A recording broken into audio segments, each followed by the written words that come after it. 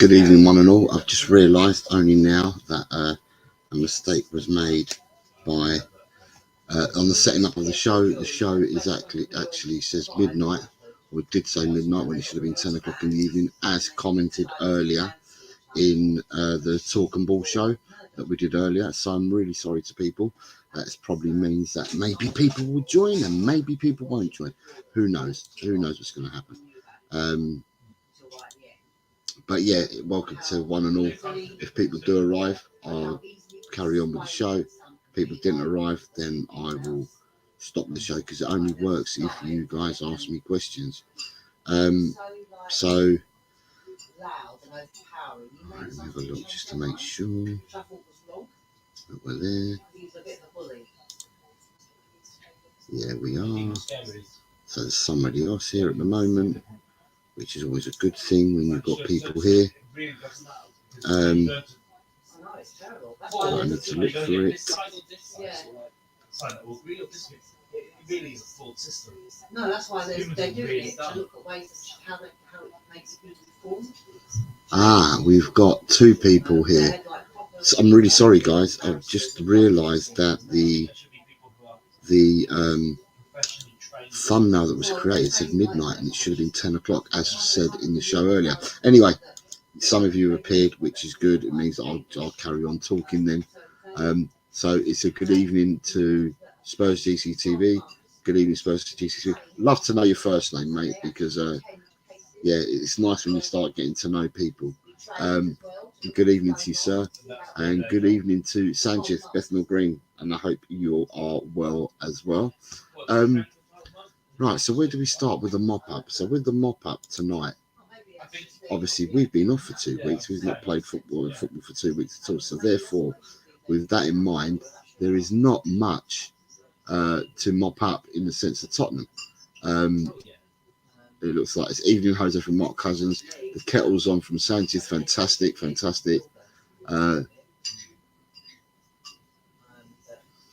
Spurs GCTV, looks like we're picking up some awards tonight. Ange Manager of the Year and Vicario Keeper of the Year.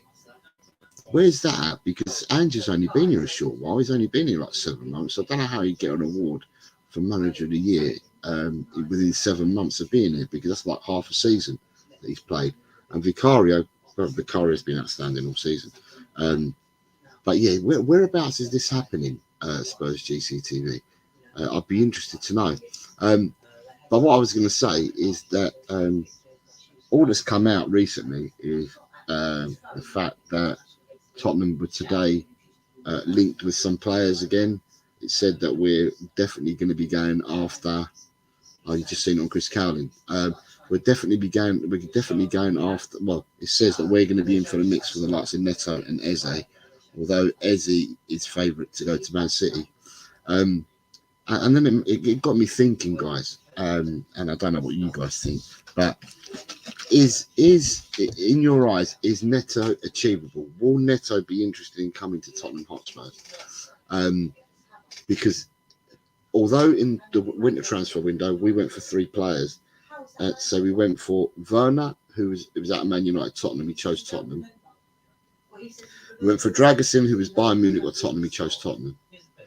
And then we went for the young guy, Bergvall, and it was Barcelona and Tottenham, and he chose Tottenham.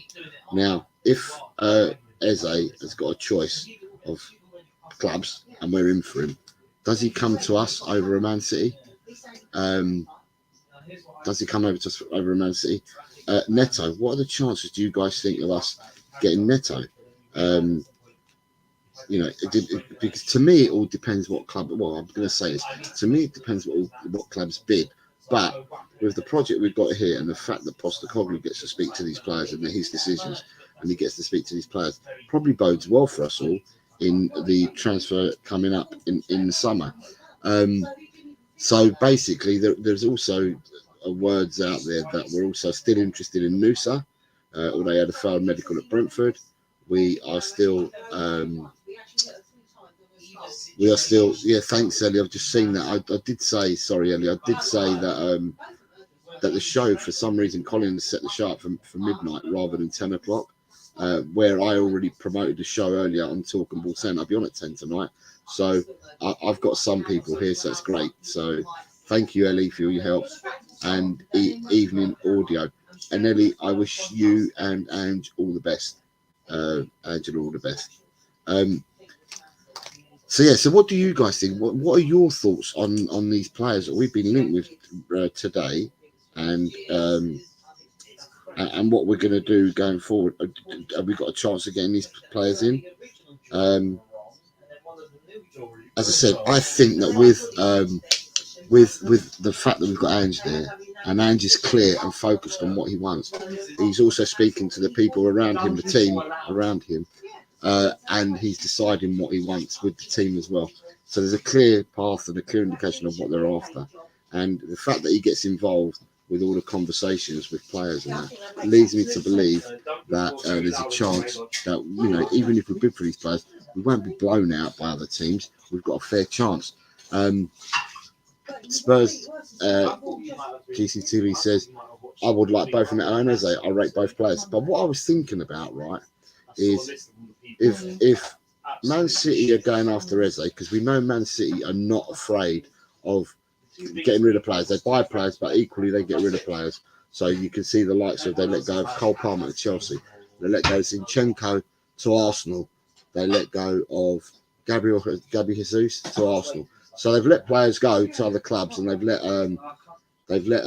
Calvin Phillips go to West Ham. So they do bring players in, and they're not scared of letting players go. So if they're bringing Eze in, or if there's any truth in that they're going for Eze, then who are they getting rid of at Man City? Because people are saying that it looks like Pep might be in the area of releasing Grealish after 2 seasons. Now, if that happens and we weren't able to get hold of Eze because he went to Man City, does that clear the path for Tottenham to go for Grealish? I don't know. What do you guys think? It's for you to come up with what you think and ask the questions. But to me, I think that regardless, I think that we are a draw for players. I believe we are now a draw for players, because people can see that we've sorted our house out. We sorted the shit out in our house, and we've got a house that's in order now. Even from the youngsters, from the academy upwards, we've got our house in order. Whether there's a pathway at the moment for youngsters or not, that remains to be seen. And like I alluded to the other day, we've watched Liverpool last night bring out youngsters, and in the cup final on Sunday. Now they've got a whole host of injuries at the moment, but the youngsters that they've got coming through have been in that pathway for years. So since Klopp first started there and set the pathways up and you know, the philosophy of Liverpool, since Klopp's been there for 9 years, a lot of these players have been in that pathway for the whole 9 years. And if they've been in that pathway, our players are nowhere near being in that pathway. The only player that's probably been in a pathway of sorts, and I'm not going to even say of sorts, he's been at Tottenham.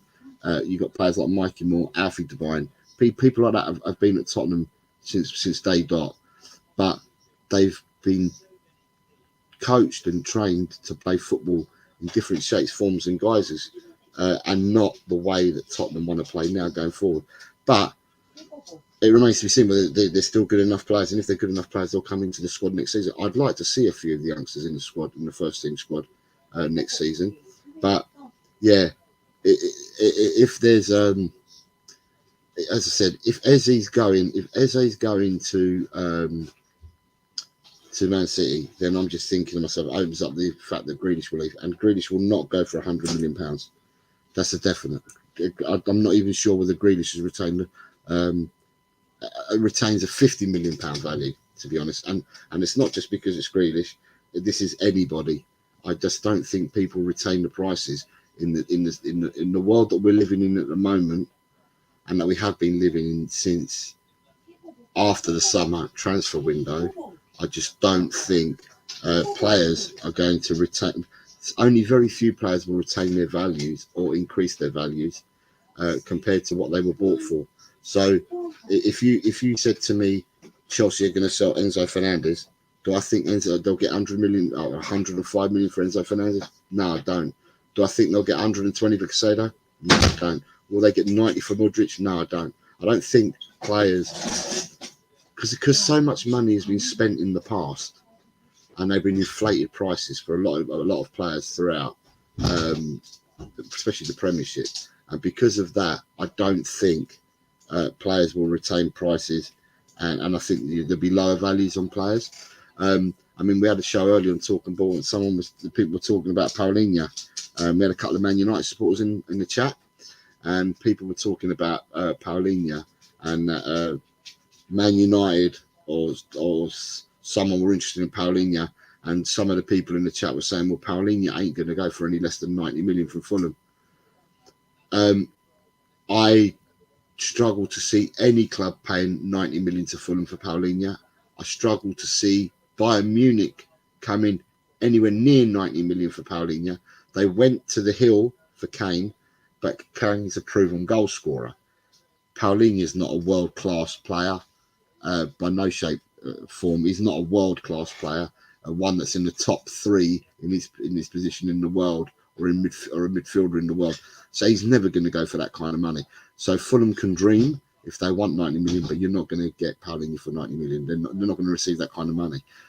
There's not money in the game, honestly. There isn't money in the game to receive big transfers for. So with that, you've got Phil Peter in the house saying, "Ooh, Phil." Mark Cousins is saying, if he's got a choice between us and City, there's only one outcome if he wants to win stuff. I'm a believer that we're going to win stuff under Postecoglou. I think that we're on a path at the moment. We've only just started, but we're on a path. Listen, when Klopp took over at Liverpool, could you see trophies straight away? Because if you could, then you're as blind as what you're saying you are at the moment. Because no one could see Klopp doing what he did at Liverpool. You know, when he came in his first season, no one could see that. And look what he's gone on to do.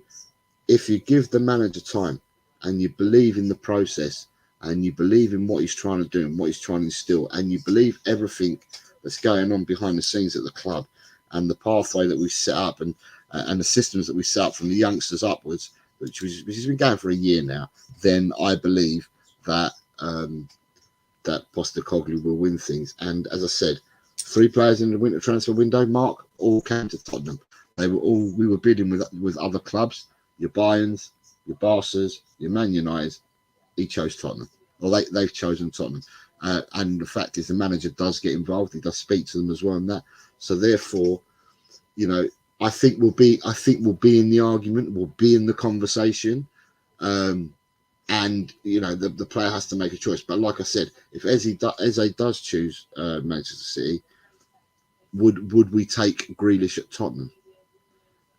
And that's what I'm asking you guys. Would we take Grealish at Tottenham? Because Grealish looks like he's going to be the fall guy.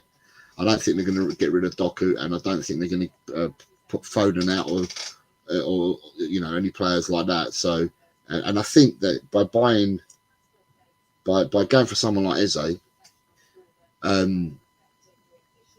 there's words that the people that believe they know all this football reckon that they'll bring Eze in as a left-sided midfielder. So, you know, at the end of the day, it remains to be seen. But I'm just saying, would you take him? You want to ask me, do I ever watch Elliot? Like I said to you, it was Colin that set up the thumbnail for me, but he said at midnight. I didn't check it until I just came on about 5 to 10, and I thought, hold on, that says midnight. So I quickly changed it. Barbaric to saying, good evening, Jose. You dashing young fella. I'm not sure Levy will eat humble pie and buy Grealish. I'm just saying, Dane Scarlett has been here the longest, Jose, longer than Mikey Moore. He's been here since he was 8 years old. And he's played different formats and different types of football, or has been coached, trained, different types of football and that. But now there's one style of football that we're trying to get our players to play, so they play like the first team. So, yeah, it remains to be seen. Mark Cousins says that we'll make an opening bid of 15 million plus skip for Grealish. Pedro Porro literally posted these emojis on Twitter feed. Right, I don't know what them emojis are, so I don't know what that means. So, Chan, if you're still here because you posted this twice. Oh, he could very well be fit for Saturday. So, cryptic clue, he says. He could very well be fit for Saturday, what Chang's saying. Right, I don't want to give anything away because I don't know whether Dave Harris and the Irish Hotspur have advertised it yet. But I do the predictions, content creator predictions, and I've made my prediction, and I've made a prediction without a doggy and Porro, with one of them, with two of them, and with us firing. So I've made 4 predictions. So make of that what you will. Then we've got audio is saying I could see Scarlet Parrot and possibly Skip being used in deals to get Eze. Possibly for Palace, yeah, possibly. Ellie's saying that Paulinho will go for 45 to 50, but not 90. I'm not even sure he goes for 45, 50, Ellie, to be honest. I just don't think there's money in the game. Good evening, Scott, or it's your good afternoon. It's my good evening to your good afternoon, Scott. Says Dragonson is realising he made a terrible choice coming here because of a dumb sense of giving his word. And he says that Grealish would be great, but no chance he wants to come to Spurs. I don't know, Scott. I think he'd take first team football. He's not getting that at the moment. He seems to have fallen down the pecking order at Man City, alarmingly. Because is this his 3rd season now? I think this might be his 3rd season. Because I think the first season he hardly got a look in, didn't he? He wasn't involved that much because he was learning the style of play and all that. Then the 2nd season, which was last season, he played a whole multitude of games throughout the season. And then this season, he's fallen down the pecking order, and he's hardly ever chosen. And it appears that he got injured in the last game as well. Or I remember him coming off, and he didn't look really happy about coming off at all. And I think he was injured. Spurs GCTV saying hi to Chang and hope you're well. Phil P saying I take Grealish, but we have to apologise. But he'll have to apologise to me personally for turning his back on Ireland. Okay. I've started your question, Eddie. Chang says, a very good Friday, March the 1st, morning to you from the heat wave struck Southeast Asia, Mr. Spurs GCV, sir. Yes, so Chan, if I'm right with my timings, it's now 6:20 for you in the morning, and you're probably making your way into work as we speak. Grealish will come to Spurs. He was born to play for us. Adrian is saying good afternoon, or not good evening, good afternoon. That's fair enough, unless Adrian has left the country. Grealish could go back to Villa if they get Champions League, possibly, but possibly. And I thought Grealish came off the hump. I thought he was injured, Sanchez. To be honest, I really thought he was injured. But I might be wrong. But I thought he was injured. So the first question of the night that I've got, let's just start it, is from Ellie. I want to ask you what skincare you use, Jose, to keep those dashing looks up. Fucking hell, I don't know about skincare. I don't use any skincare. I've been told I should do, but I don't. I don't bother with it at all. But the nearest I probably use is sometimes just to keep the face moist and that. I'll probably use Aveeno from time to time, but I don't believe in skincare stuff. So I agree he will want first team football, but he can get that at better clubs than Spurs. The thing is, though, Scott, is I understand what you're saying, but if there's a deal to be done, then as people keep reminding us that under FFP we've got money and we, all sorts of, we're getting told that we can spend X amount on the FFP. All we've got to do is actually, for once, pull the trigger and spend that money.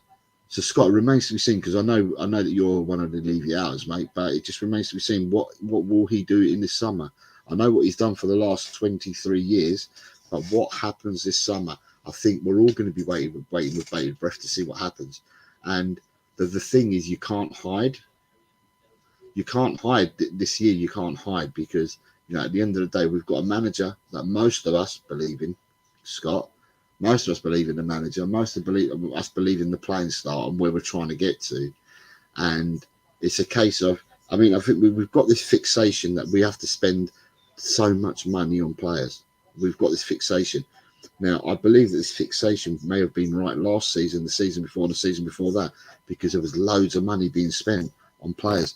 But I can't see loads of money. I think there will be deals in the summer, and you might be able to get more for your buck, and you might be able to get more players in at reasonable prices, but they may not be the household names that people know and want to talk about, because the players are not being bought because of their names. The players are being bought to fit a system and play a style of football that Ange wants. So like we spoke about this on Talking Ball earlier, and I said, to me, the average players that we bought last year was 6 in the summer, and the season before that the average was 6. Well, it was 6 again. So for me, an average starting point for this summer is to get 6 players in. But Scott, I think you were in the chat anyway this afternoon at Talking Ball, because I think you named about 15 players that you wanted out of the club. So yeah, that's where we are with that. What else I wanted to speak about, whilst I haven't got no questions, and I'm not asking that. Or I will say yes to you, Ellie. Barbarics coming with, I think people are going to get shocked this summer. Clubs will be clearing out more than ever to raise funds to buy. This FFP is no joke. That's exactly where I'm at, Barbaric. And although we've got money and we sit in the best position, it's not about the named stars that you can get. I think that there's a plan, and it's got to be people that fit the system. Adrian saying PSI and FFP has guaranteed that there are bargains to be had in the summer transfer window. So people are all saying this. Right, so for the people in the chat, because I'm not getting, there's no questions coming in at the moment, so I'm going to ask you people in the chat a question, right? And this is in my opinion only, right? In my opinion only, these 2 weeks that we've not played football have been, for me, the 2 most important weeks of this season. So since the season started, these are the 2 most important weeks we've had. And we haven't had to play anyone, but they're the most important 2 weeks. And I thought about this, and I thought, why do I think that? And the reason why I think that is because in these 2 weeks, you can arrange to have your own mini pre-season, if you like. Because we've had 2 weeks, I think we've had three breaks, or at least 2 breaks, where we've had 2 weeks off, but they've been for international breaks. So we've lost all our players to, the majority of our squads have gone off to play in meaningless friendlies, or one set of meaningless friendlies. The other lot have gone to play in one of the last qualifiers. Then we've lost players to the AFCON and that. We've had injuries. Absolutely everything has happened to us. But these 2 weeks, we've not had a match. So therefore, by not having a match, I think these 2 weeks are the most important weeks of the season, whereby we could have got a mini pre-season into the players. So try and get some fitness into them and bring them up to speed. The amount of coaching and training. So, you know, I'm not saying I don't do it on a weekly basis, but you've had a clear 2-week run at it to learn patterns of play, you know, and styles and different drills and everything that they do. And for me personally, if the penny needs to drop, it's these 2 weeks where the penny has dropped. So these 2 weeks, you know, we use, as I said, like a mini pre-season. We've done all that, and therefore we should be, in my eyes, and I'm looking at it from, because I used to play football when I was younger, and if we had a situation like this, we'd be like caged tigers. We're itching to play football because no one wants to. People hate training, especially when I played years and years ago. The training weren't about technical ability and what you did with the ball. The ball work was really, really minimal when I grew up playing football. It was all about us being fit. So we used to do 4-mile runs before we started training and stuff like that. Cross country runs. It was absolutely madness back in the day, and there was minimal amounts of ball work. But what you were always itching to do, you was always itching to play a match. That's what all you always wanted. You were looking forward to a league game, a cup game, whatever it was that led from that break. You wanted to play a match. So for me, I think these 2 weeks are the most important, and that we should be coming out on Saturday like caged tigers. And there is no reason why we shouldn't know what plan A, plan B, plan C, plan D are, because we've been going through this over and over and over again over these 2 weeks. And of course, importantly as well, the training as well, the getting the fitness into your legs, and, you know, flogging them, because we've got these 2 weeks off. So for me, I don't know if you guys agree, but for me, these are the 2 most important weeks of the season for me, and they're coming to an end because on Saturday we have a match against Crystal Palace. So tell me what you guys think of what my opinion is there. I might be right, I might be wrong. Scott Evans says, fair enough, Jose. I have no faith in this manager or playing style, and even less in our ownership and transfer business. So we won't buy the players needed and won't compete to win anything. And as I said, Scott, the majority believe in the manager and the majority believe in the playing style. There are those that don't. That's why I said the majority, because there are the few that don't believe in it, and you seem to be on the side of one of these, and that's fair enough, because everyone has their own opinions. So yeah, so I take on board, as I said, everyone has their own opinions, and I take on board what people say. So Spurs GCTV says, agree, we are closest to getting our original starting 11 back for the first time in months. Hopefully they've taken the time to get back in the groove.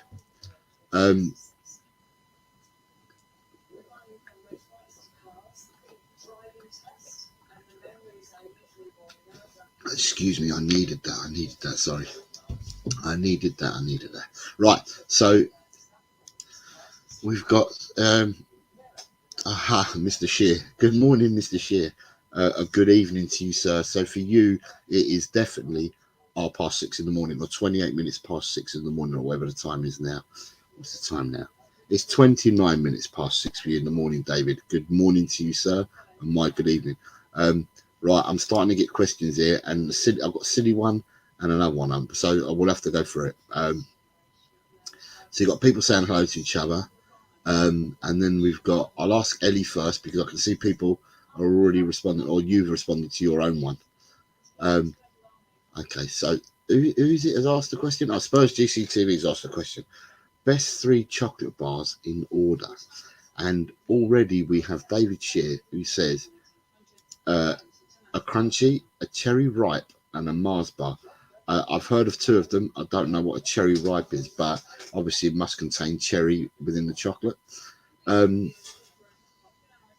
What do I fancy if I had my best 3 chocolate bars in order?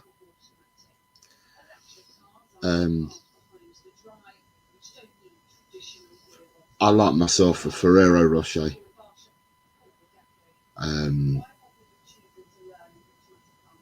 Probably a Lindor.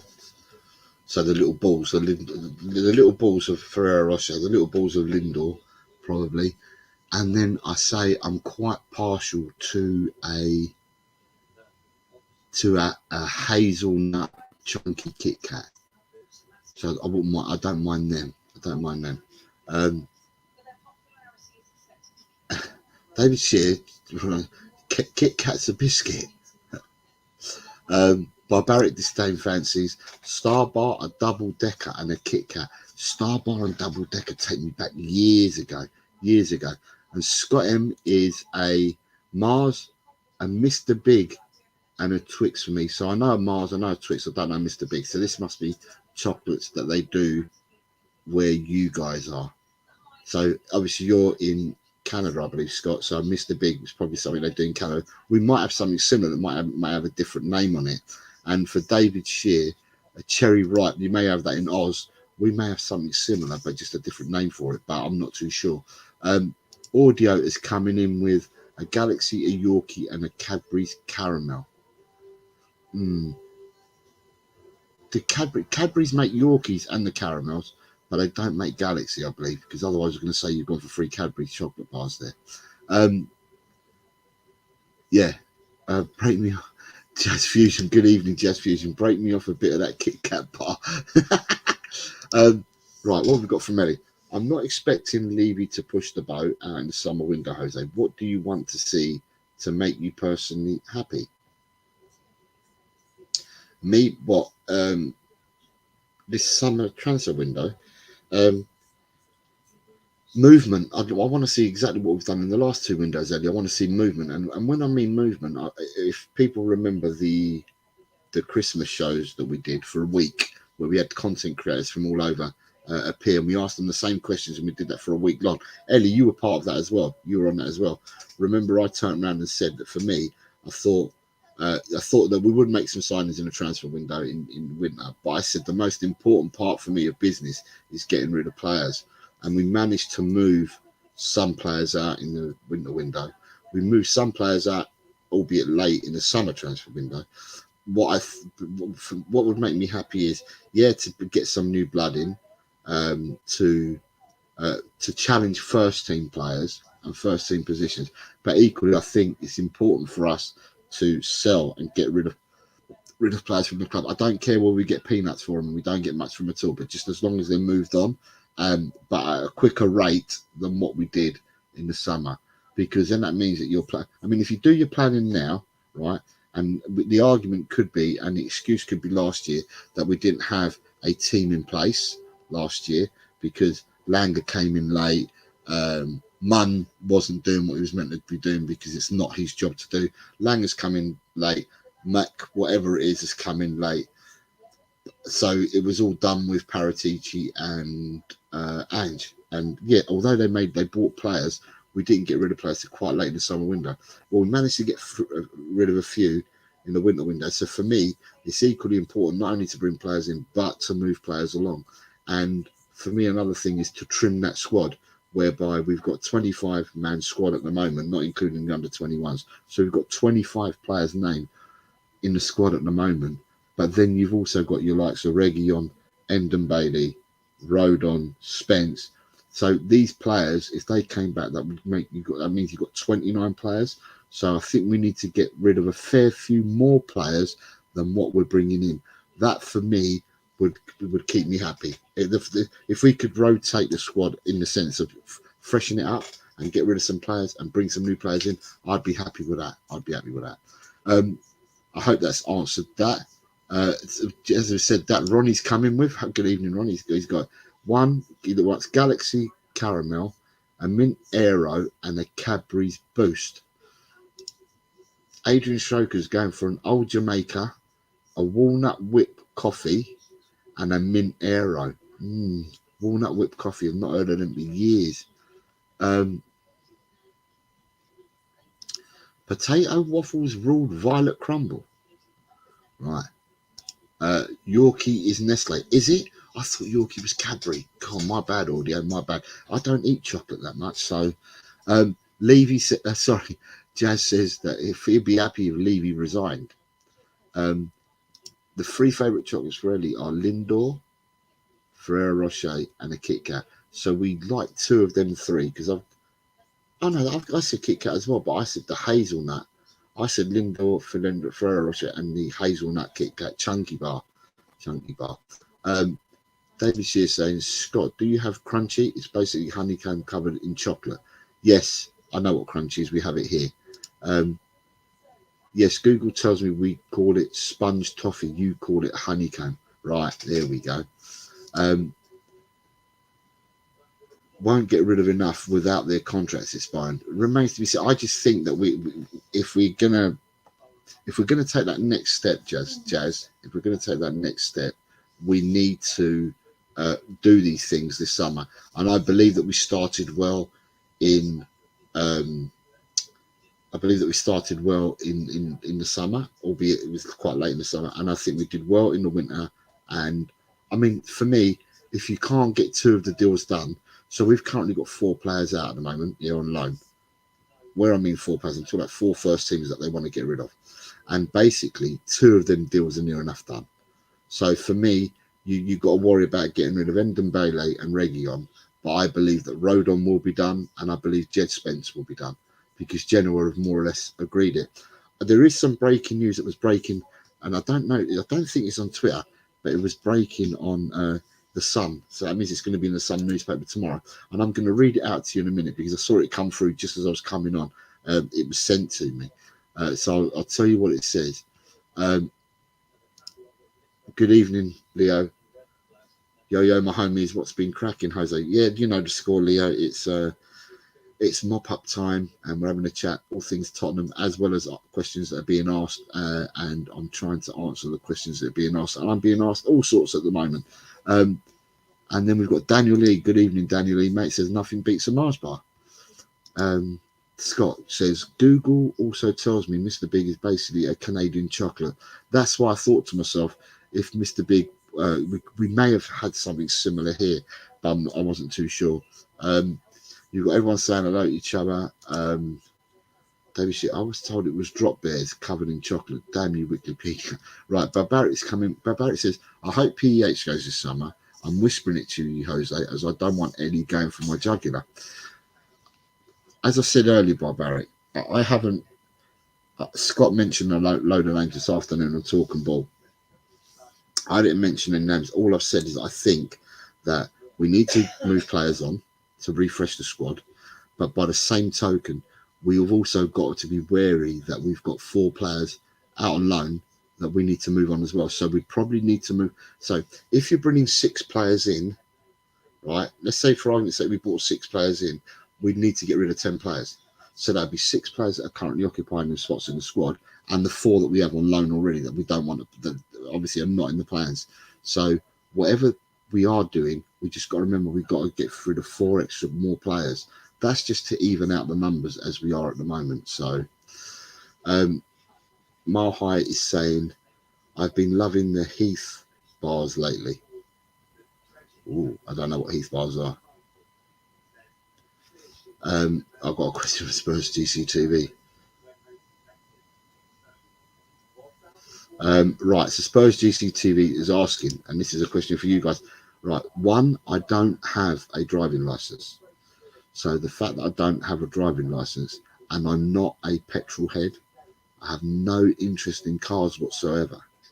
So just upon the look of these cars, is Aston Martin made, is that a British manufacturer, Aston Martin?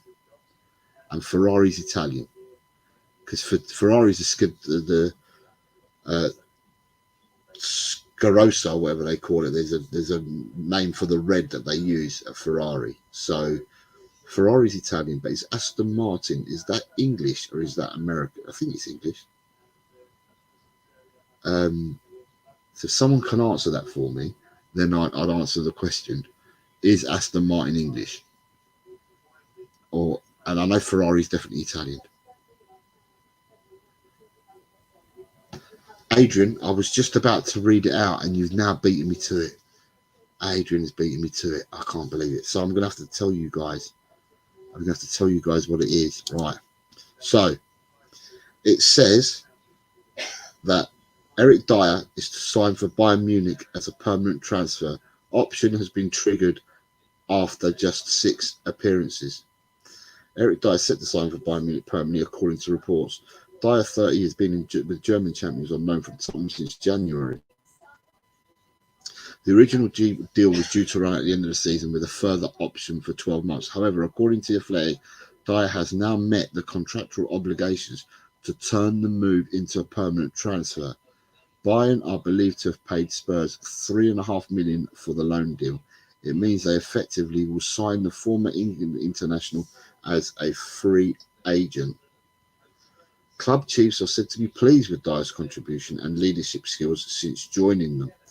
Dyer has so far played 6 Bundesliga games, helping them to 1 clean sheet. It means Dyer will remain with Harry Kane in the quest to lift the German league title. Bayern currently sit 8 points behind Xabi Alonso's record-breaking leaders. And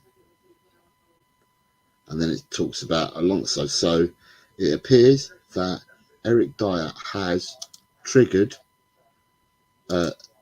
whatever he had to trigger in order to get his move permanent at Bayern. Right, so now that Adrian's answered me that Aston Martin cars are made in UK, Newport Pagnell. Right, I like the look of an Aston Martin. I like the make and how they look. They look quite cool. Ferraris, for me, are really loud vehicles. I don't know whether Aston Martins are loud, but I don't come across as loud, but Ferraris are. So if you were to ask me the question, if I wanted to be sophisticated, right, then I'm having an Aston Martin. If I wanted to become a boy racer, then I'm going to be going for Ferrari. Does that answer it? I'm giving a bit of a diplomatic answer there, Spurs GCTV. Right. Going back to Ronnie saying, summer we have to get rid of Royal, Reggie, Spence, Tunga, Skip, PH, Werner, Rodon. So that's 1, 2, 3, 4, 5, 6, 7, 8. You're saying 8 players. So where is... I know you've got them all in there. So you've got 4 players that you'll get rid of and the 4 that are out on loan. So if you're getting rid of them amount of players, then you can only bring 4 players in, Ronnie, because then that equals the number of the squad that we've got at the moment. I've got a feeling, like I said, the last 2 windows, the average of things, well, not the average, but the last 2 windows, we brought 6 players in each summer window, and I've got no reason to doubt that we can't do that again. With better recruitment and better planning, there's no reason why we can't do it again this time around. So I'll ask you guys, and because you're not asking me, I'll ask you guys. So if you cast your mind back 2 years ago, we brought in the likes of Bissouma, Richarlison, Fraser Forster. Yeah, we brought in 6 players, and I had these on my tongue, and then all of a sudden they've now gone away from my tongue. So bear with me a second.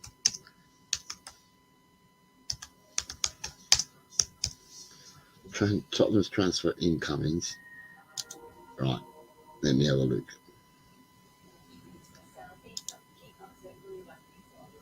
Right, so the season before last, I'm sure we brought in 6 players.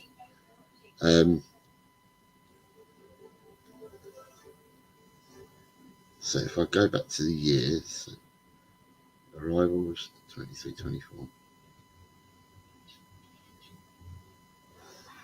Right, okay, right. So we bought in, well, according to this, in 22-23, we bought in Richarlison, Bissouma, Perisic, Foster, Longley, but it also says that we bought in Danjuma, Pedro Porro, Jed Spence, Udogie, and Christian Romero. But really, to me, we only bought 6 of them players in, right? This season, we've brought in Brennan Johnson, James Maddison, Mickey van der Ven, Vicario, Veliz, Solomon. There are 6. And then if you include Kulusevski, because he was made permanent in the summer. So basically 7 players. So we bought 6 in the season before, 7 in now, right? Then I can see us doing 6 in the summer transfer window, is what I think we can do. I think we can do 6. And then Barbaric's saying, and this is for people that can remember, Aston Martin and Ferrari are not a patch on the Hillman Imp. That is a vehicle for the ages. Yeah, Adrian, you stole my thunder because I was just about to read it out, and I told people I had some news, but then you read it out before me. So, yeah, you got me. My High Hotspur, Leo saying, a Heath bar is chocolate-covered toffee and is very good. Let's see what we got here.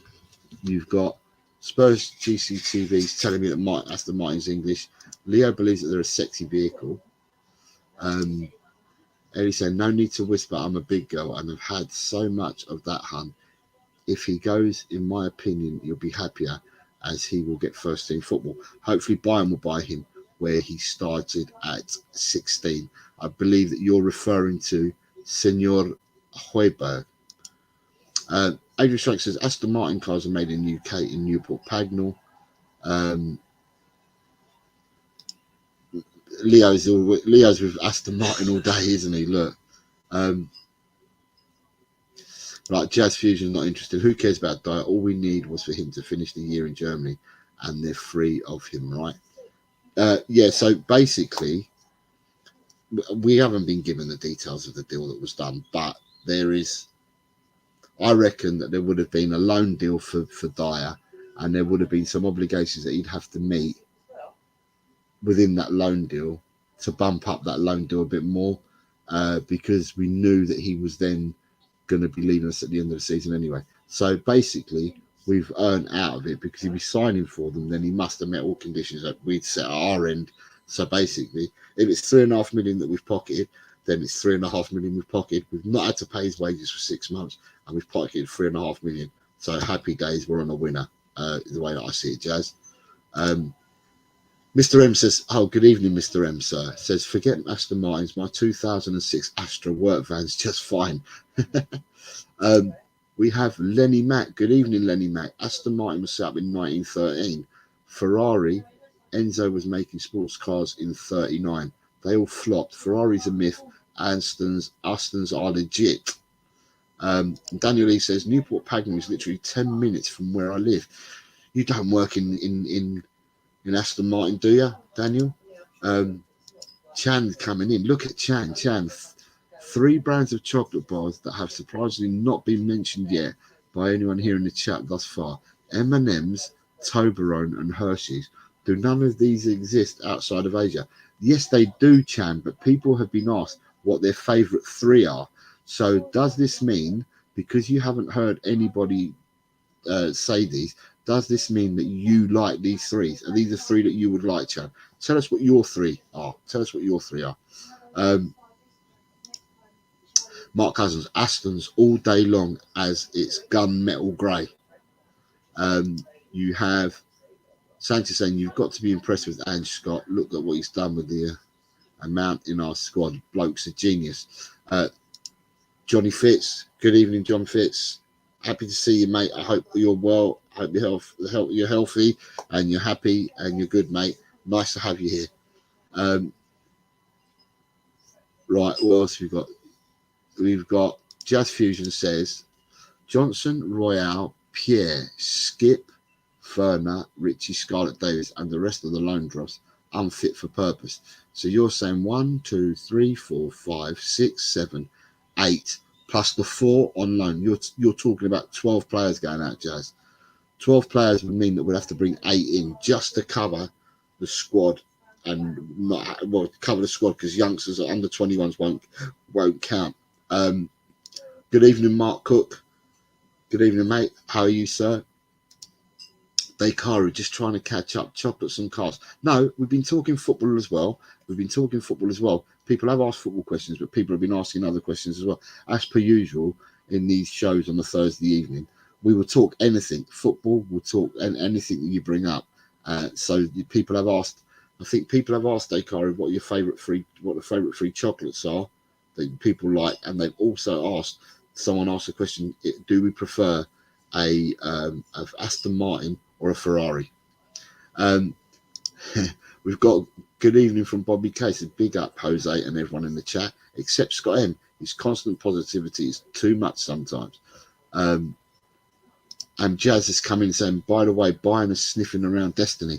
Well, sniffing is what they can do because Destiny's only been with us 1 season, and I doubt very much that Tottenham are looking to offload him after 1 season, Jazz. But we'll see. Saludos y buenas noches desde Malaysia, señor Leo. ¿Cómo estás hoy? Oh, look at that. I don't know where. Chan knows everything. Right, Neil, good evening, Neil. How are you, mate? I hope you're well and healthy and that you're happy, mate. It says Basuma looked like a fantastic buy, and then we seem to ruin him. I'm so glad Ange's returned him to his brilliant self. Usually, Porro seemed like a good prospect, but a dodgy defender, and he's been excellent. Right, yeah, and I agree with you.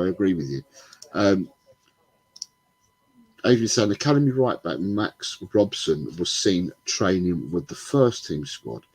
Did you see what Chan had posted earlier, Adrian? He said that there's a tweet doing the rounds from Pedro Porro where he's got all these different emojis in, leaning towards that he may well be appearing on Saturday. But you'll have to go. The link was back earlier in the chat. And then you've got Bob Spurs GC2. I've starred your question, just trying to get up to see whether everybody's saying hello to each other. This is what I like. Everyone talks to each other in this chat, which is really good. And I'm so happy about that. So it makes my job easier when everybody's talking. What's this? Lenny Mac says, October Dire Fest, he's yours now. Double the Steins. yeah. And you've got a load of people saying hello. Right, I've been asked a question and I started it. And Leo started answering it already. So, God, I've got to catch up with the chat. I'm so far behind in the chat. Wow. Right. So the question has been asked. Let me see if I can catch up. So, Talking Beer has come in with Almond Joy. Neil is saying you have to choose Aston Martin over Ferrari, obviously. Lenny Mac saying Aston Villa or Aston Martin. Best 3 chocolates for Bobby. So Bobby's come in with these best 3 chocolates are a Whisper, a Yorkie, and a Coffee Crisp. So we hadn't had a Whisper from anyone. We hadn't had Coffee Crisp. Yorkie's been mentioned. That's like the 3rd time. Daniel saying, no, but my last job I worked for a company in Milton Keynes where we were contracted to do car parts for Aston Martin. Interesting, because yeah, when you've got a car supplier or a hub where vehicles are built, you tend to get more than just that one make, if that makes sense. So so some areas have got hubs of different factories building different vehicles. So that's why I asked the question. And it appears that you've worked for a company that were contracted to do parts for. So yeah. David Shears only worked in a chocolate chip cookie factory. Jazz has the right list, but I just want to move on that quickly. Is this the bloody coffee company talking about chocolate? Toxic. None of our the kids again anyway is what Neil's saying. Right, let me go back to that in a minute. Daniel saying Bayern Munich are also losing Alphonso Davies, so it looks like them being with a doggy makes complete sense. Hello to you, sir. Good to be here. Replying to you a bit late from Neil. It's fine.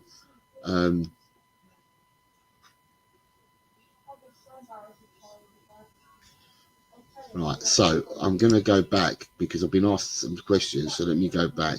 So the first question I'm being asked, and I think Leo's answered this, is suppose GCTV, if you're abandoned, this is for you guys to answer as well. If you're abandoned on a remote island, what 3 things would you want with you apart from a boat, of course? What 3 things, guys? And I think Leo's answered this already. And I'm trying to find where Leo's answer is, because Leo definitely did answer it.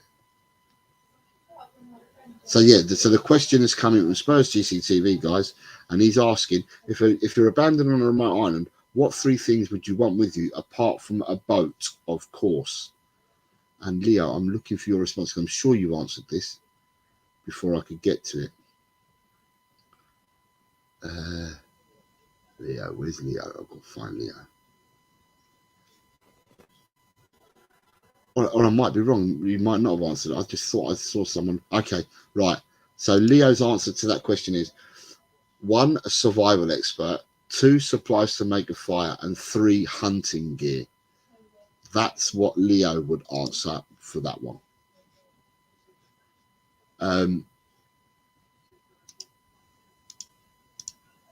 Right, so it's that one there. That's the question that's being asked. And have we got any further responses down here?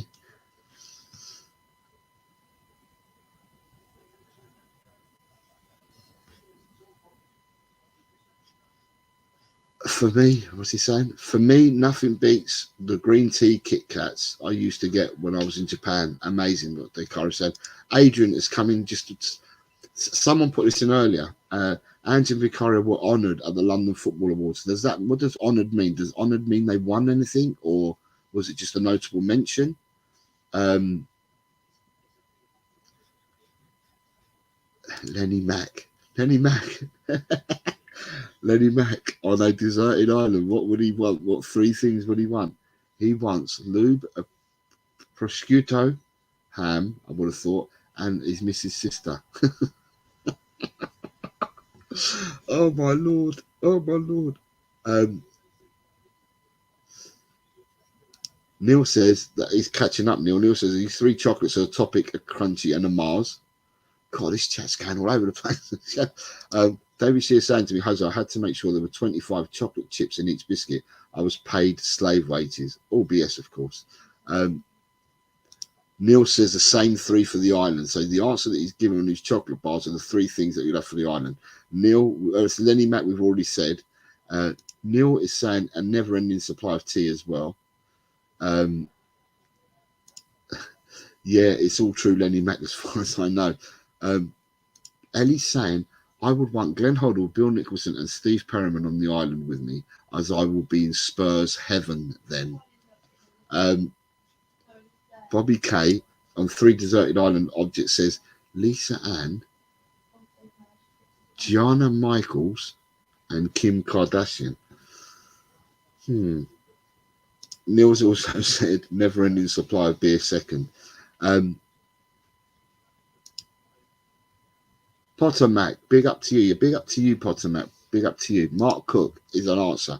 Answer to the island question: a fit bird, a fitter bird, and a cup of English tea. So these are the kind of things you're getting a flavour of what the people in the chat would do with the questions that you guys are asking.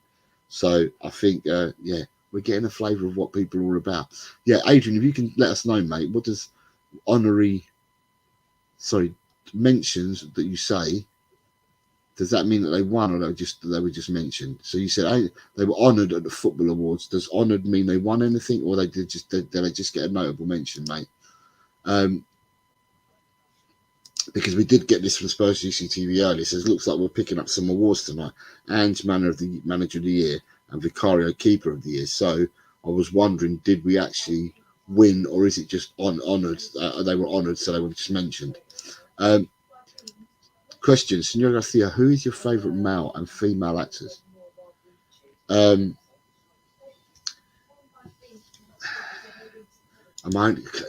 I have to name one, it's going to be difficult. But I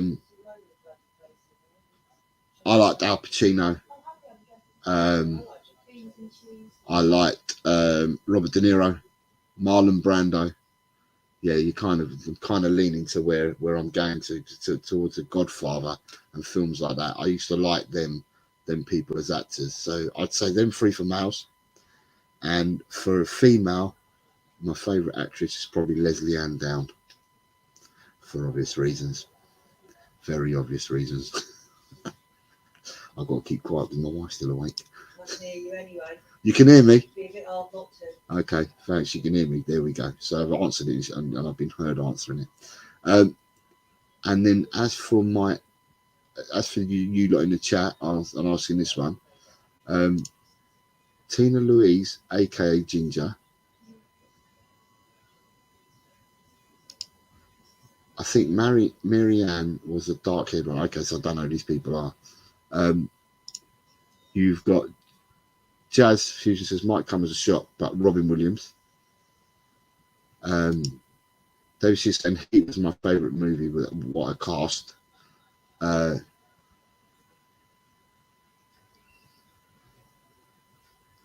Is that Bob Down sister? No, I don't think it is. I don't think it is. So that's my male and female. So three.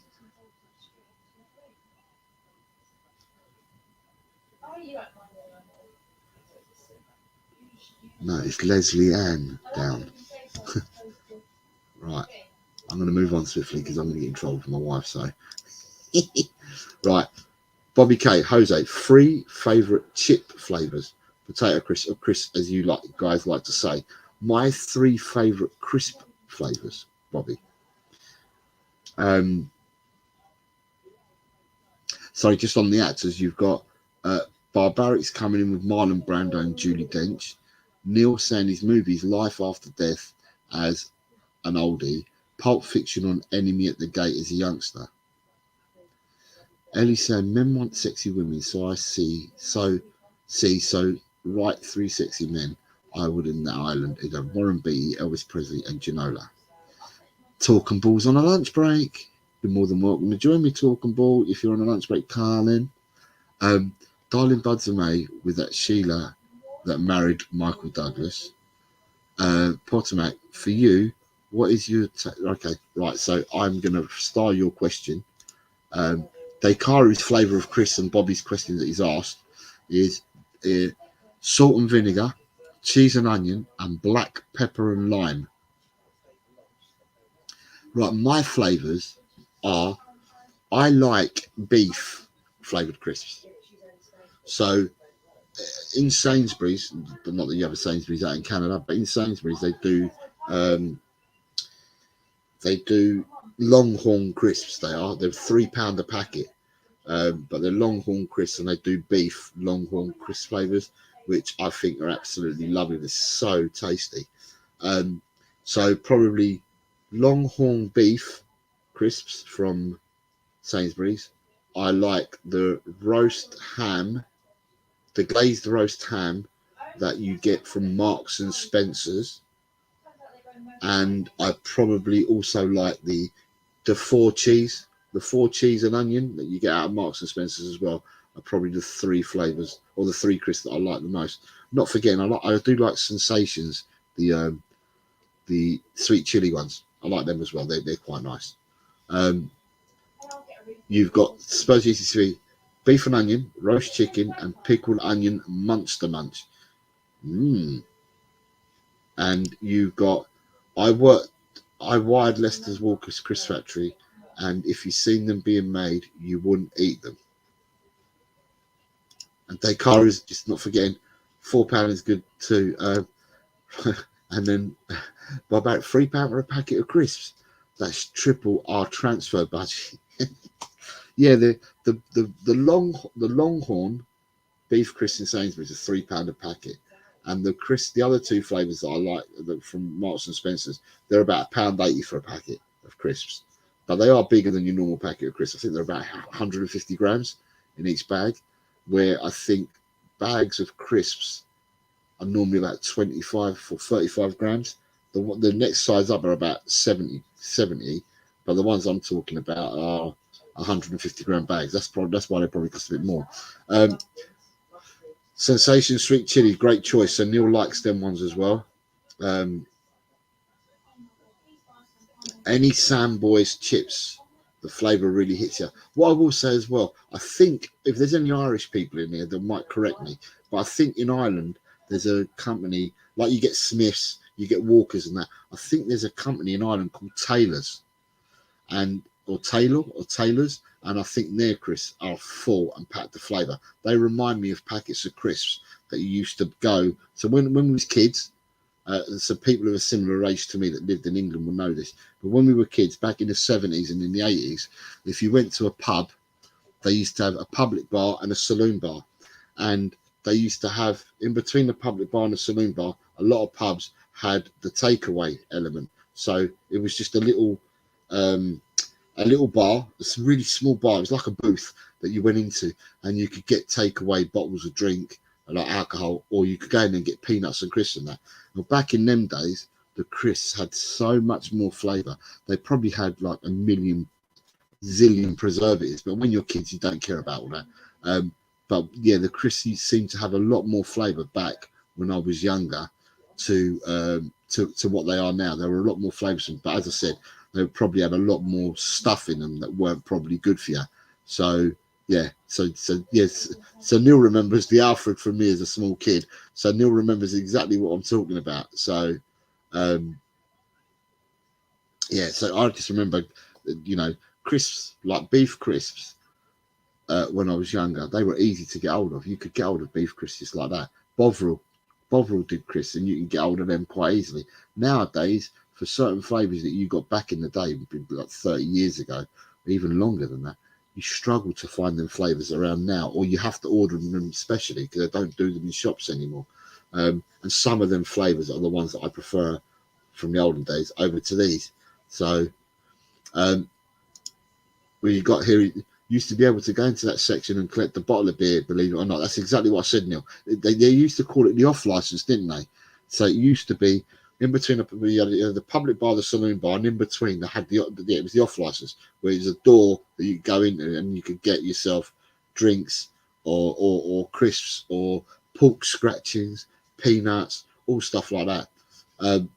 But yeah, so those of an older era will probably remember that.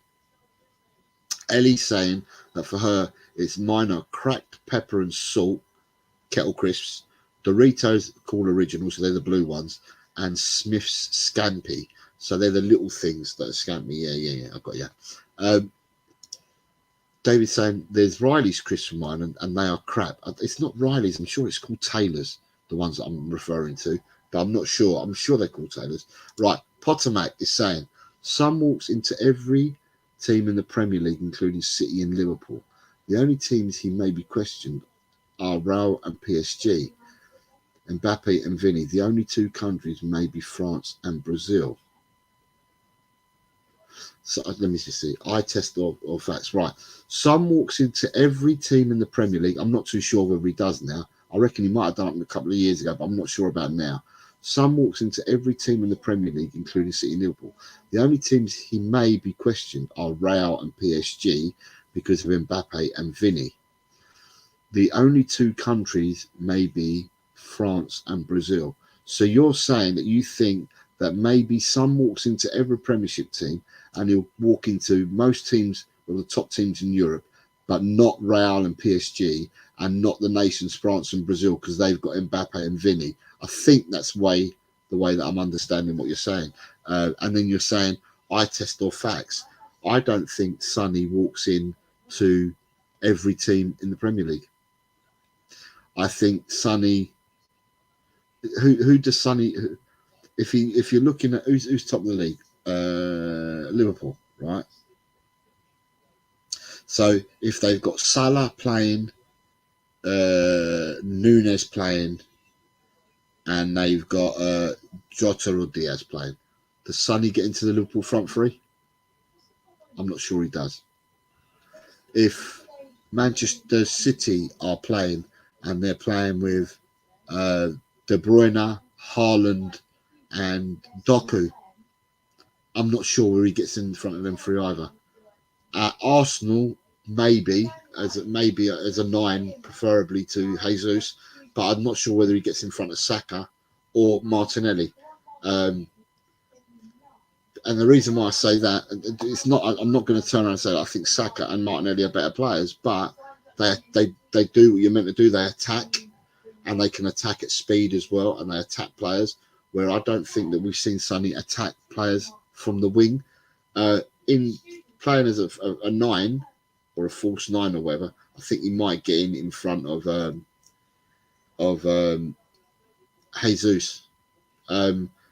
If I looked at Aston Villa, even I look at Villa, they've got Ollie Watkins. They've got the French boy, in they. He hasn't done much, but they got the French boy, and then they got Leon Bailey as well. Yeah, to me, I don't. Sonny of a couple of seasons ago, possibly. Sonny could possibly do it again for me, Pottermac, but he needs to improve. He needs to improve.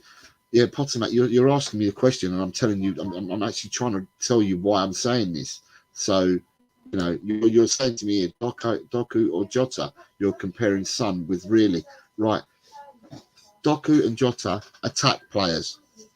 Sonny playing out wide, because these players play out wide. Sonny playing out wide doesn't attack players. He doesn't run at players with speed. He doesn't wing play like these others do. And that's what I'm trying to say, Pottermac. Do you know what I mean? What I've said as well is that I think Son could be better than these players if he started attacking them. In the 9 role, I think he gets in the Arsenal team in the 9 role. I just don't think he gets in the 9 role at City. I don't think he gets into the 9 role at Liverpool. He doesn't get into the 9 role in front of Ollie Watkins at Villa. It's just, and in certain positions, wide positions, he doesn't get in front of other players because they do what you're meant to do when you play out wide. They take the players on, and Sonny hasn't really been taking players on. But I think Sonny can still do it. It's just, I don't know what's stopping him, but I believe he can still do it, if that makes sense. Then we've got Dijon mustard chips are very nice too. Never heard of Dijon mustard chips in my life. Mark Cook saying, must confess, loves a frazzle. Who else have we got here? Good evening, Chris from Meta Football TV. He says Rodrigo's a better footballer than Vinicius, who is largely overrated. Jazz is coming in saying, after this season, Son is one and done in London. Okay. Honey soy chicken, Deki and G'day Cobber. Right. Next question that I've been asked. So that's your chips done. Right. Question for everybody. And I've got 2 more that I've just done. Right. Who is your favourite comedian and comedian? So that's your next one, people. Who is your favourite comedian and comedian? Um,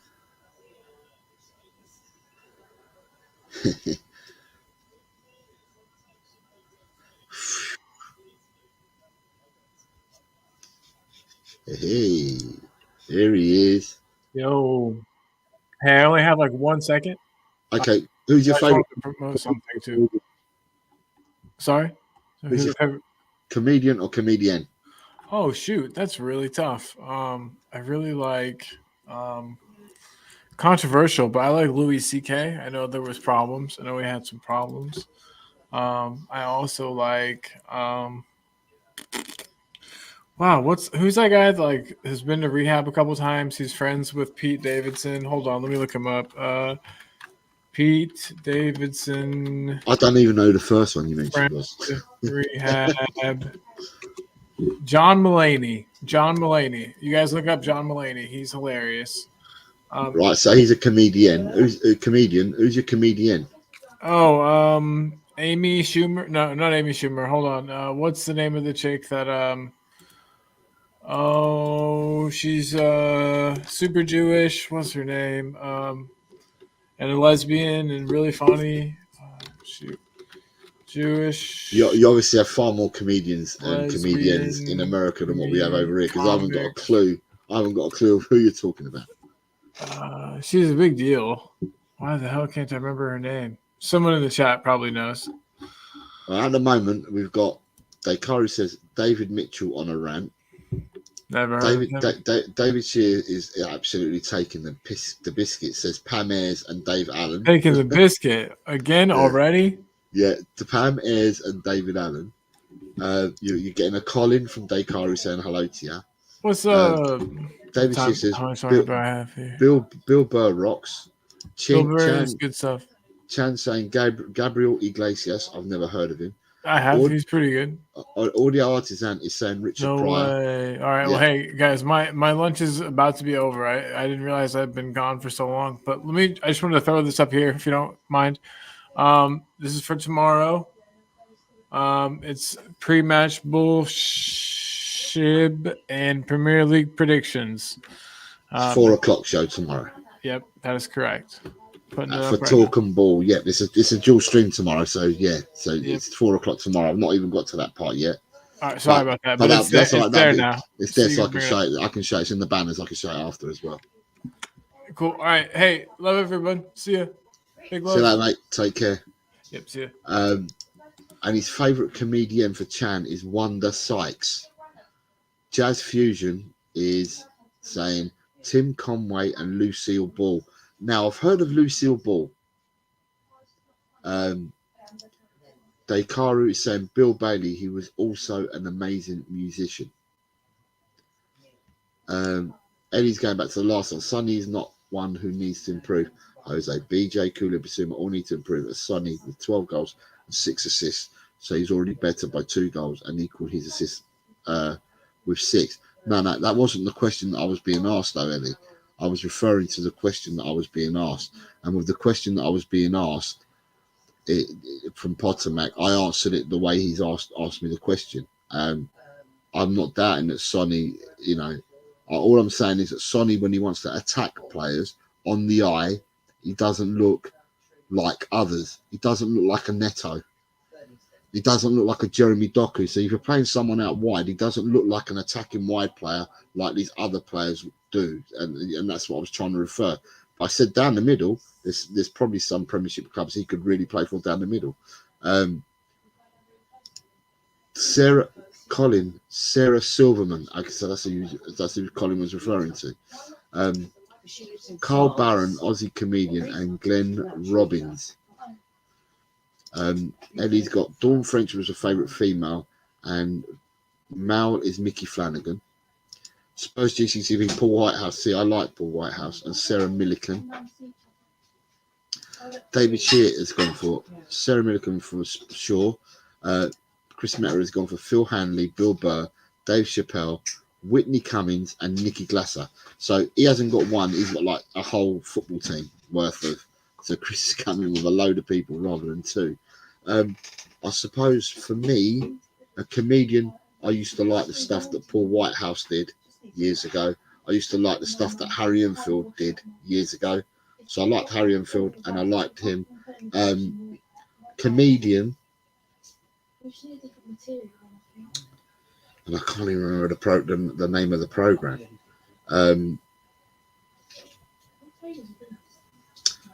What was that comedy program? Hold on, what was that comedy program?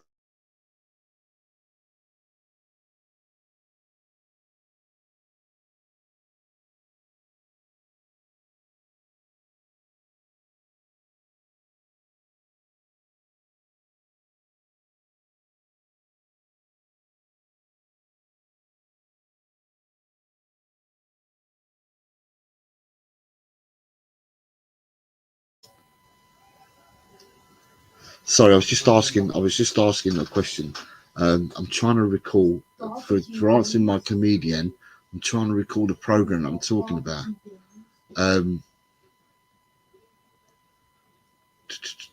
Right, what was that program called?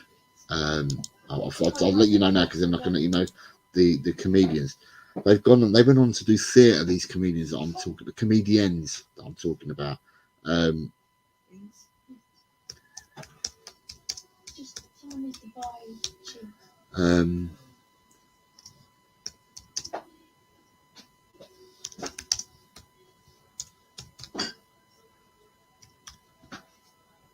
Right, let me have a look. I'm going to have a look for this one. It's not that one. It's not Family's Number One.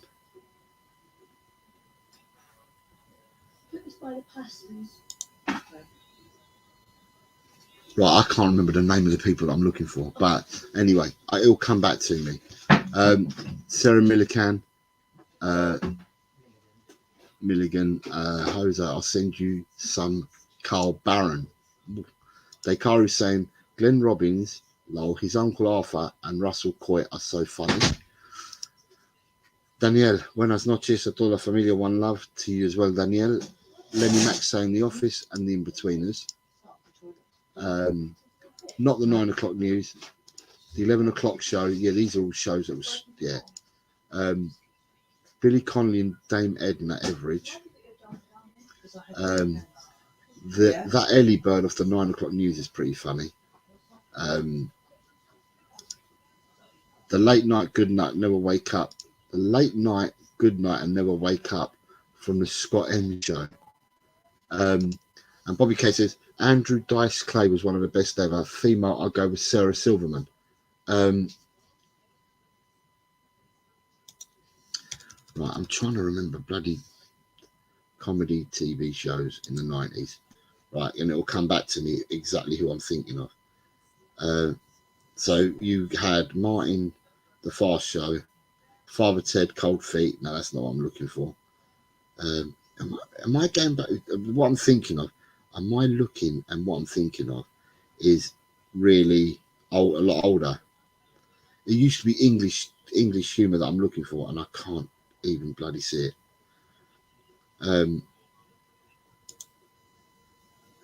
That's TV, so that's not it. I'm trying to remember it. Right, let me have a look at this one. This one probably's got to have it. It's all in alphabetical order. So, right. So subcategories, no. Some of these I've not even heard of. Right, Beatles about no, Ben Elton Show, Brian Connolly, the comic strip.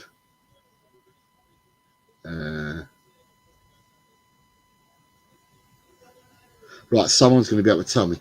There was a comedy show, right, and this is people in England will know this. There's a comedy show where it was back. I'm sure it was back in the 90s and the 2000s, or maybe in the 2000s, where there was a group of Indians that used to do a show, and they used to take the piss. It's comedy about English, the old English ways.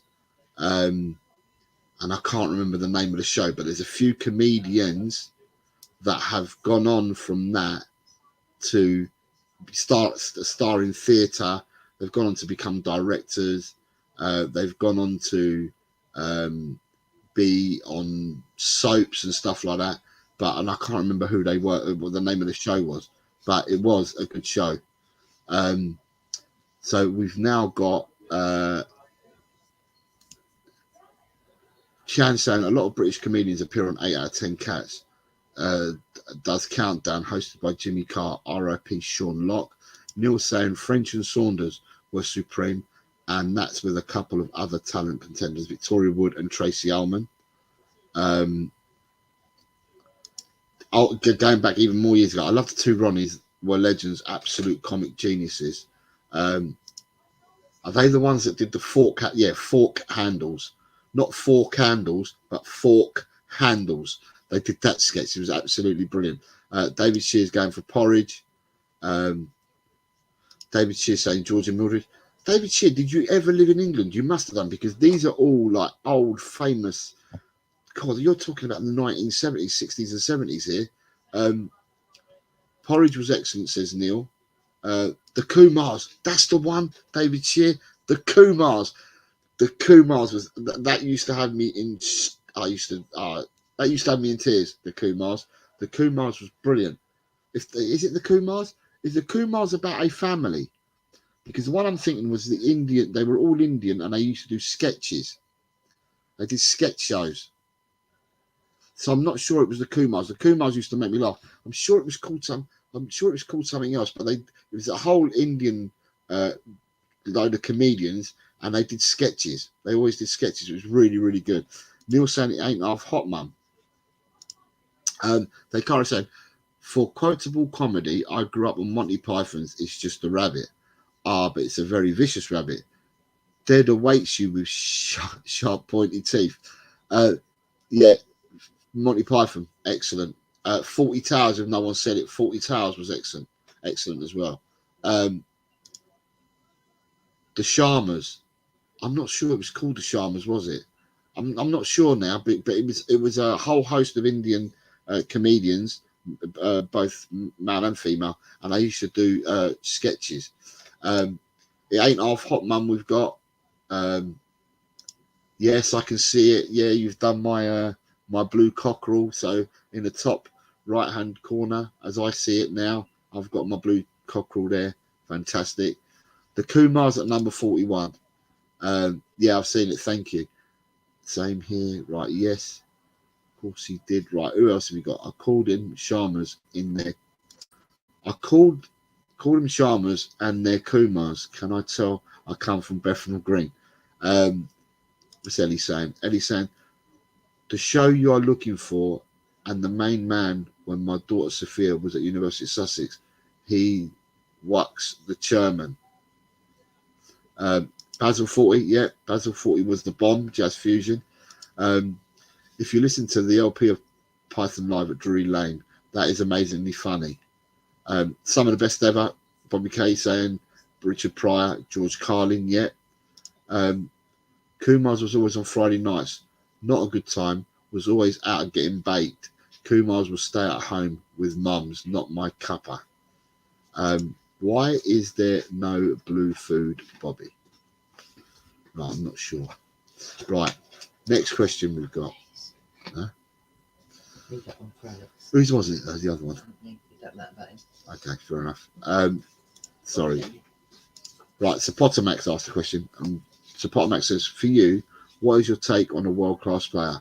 In my opinion, a player who walks into almost all teams in the world. Right, so my opinion on a world-class player is someone who is levels above good players, great players, someone who's levels above. So you can see you've got lots of players and that. So you have, so for me, if someone said to me, could I compare De Bruyne and Lionel Messi? Well, no, I couldn't, because for me, Lionel Messi is world class. Simple. There's no story. So if he's world class, De Bruyne is a great player, but he's not world class. So that's how I define world class. For me, world class is someone that's better than a great player. Is for me world class, if that makes sense. Dakar is saying, I'm sorry, but I've got to go. Technically, it's my day off, but I've got to get some work finished off. Dakaru, no problem. Tomorrow, 4 o'clock, remember, if you want to get in your predictions, Dakaru. If you're not around for the predictions, just leave them at the end of the show in the comments, and I will pick them up as long as they come in before the first kickoff. So that's that question out of the way. Next question we've got is from Audio Artisan. He says, Dr. Martins or Clark's? It depends, Audio. It really depends on what you're buying them for. For comfortness, for comfort, you'd obviously go for Clark's. Yeah, for comfort, I'd go for Clark's for comfort.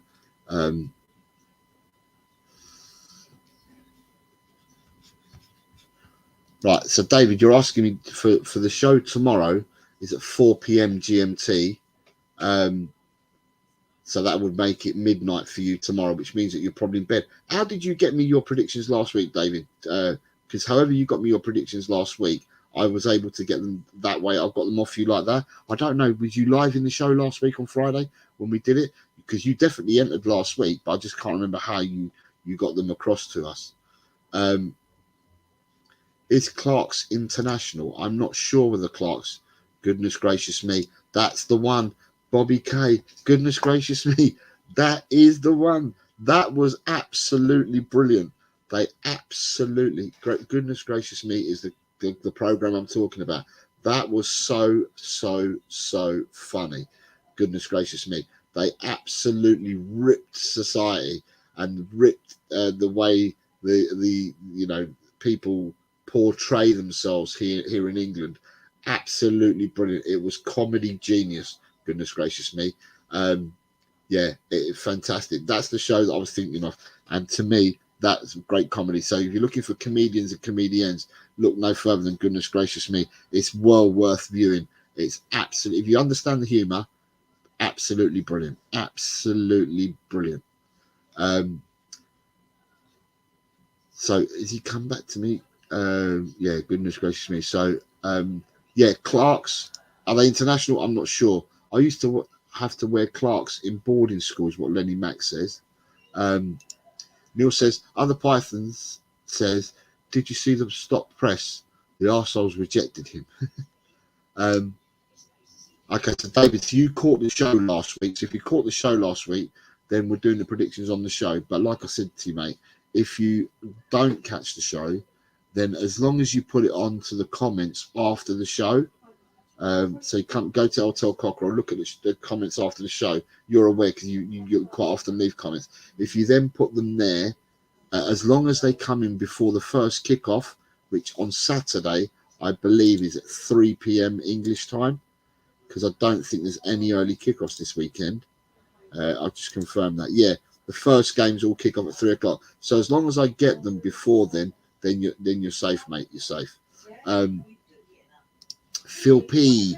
Woo! Says Clark's original desert boots are what he prefers. Is that the same Clark's shoes? I don't know, Lenny Matt's asking. Top Spurs, Jose, the program you're trying to think of was Goodness Gracious Me. That's exactly right. That's exactly right. Bobby K says, best British comedians for me were Benny Hill and Rowan Atkinson. What female comedian for you, Bobby? Because that's the original question, was comedian and a comedian. There we go. What we got? David Shear says he hated the Clark shoes. Bobby K says, all this Indian love, think Jose is missing Ash. I did say comedians and comedians, so I could say that I'm missing you as well, Bobby, because I did say comedians. Yeah. But yeah, I think you'd fit in that show quite comfortably, Bobby, to be honest. You wouldn't look out of place in Goodness Gracious Me. You've got the same humour as them as well. Everyone virtually had Clark's when I was a kid. I don't know. Did everyone have Clark's, Neil? Because I remember when I was a kid, there used to be a store called Freeman Hardley Willis, FHW, and they used to do shoes. And I used to remember people going to Freeman Hardley Willis to get their shoes for school.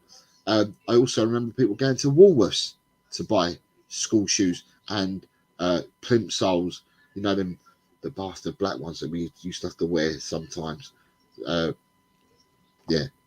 the you would look out of place wearing them now, put it that way. But yeah, we used to get them out of Woolworths and Freeman Hardy Willis when we were younger. So not me personally, but I knew that a lot of kids did. So Ellie's still going on about Sonny. Sonny is world class as he's produced more assists than De Bruyne and scored more goals. He scored world class goals too. He is world class in my book, but he uses world class status because he is. If I'm measuring world class, Ellie, in all honesty, and I'm looking at Ronaldo. Ronaldo's world class. Sonny doesn't lace his boots. So yeah, it depends how you define world class. As I said, for me, world class is a step above greatness. So Dawn French is the funniest lady alive, according to Ellie. Who you got? I thought it was only on boarding school shoes. You've got David Shear saying the Vicar of Dibley with Dawn and Trigger was a scream. Trigger from Only Fools and Horses. I had Clark's shoes for school. They're sold here in Spain, Chris Meta Football. If Ronaldo wore Clark's and Messi wore Doc Martens, who's better? I would have said Ronaldo because Clark's would probably be easier to controllable than Doc Martens. Doc Martens are really big and heavy, weren't they? So I would have said probably Ronaldo. Yeah, Ronaldo was shit in World Cups, as was Rooney. Chris Metaford was saying Messi. Right, next question is from Mark Cook. Question: Romero or Graham Roberts for brutality's sake? Chat, what do you think? Romero or Graham Roberts for brutality's sake?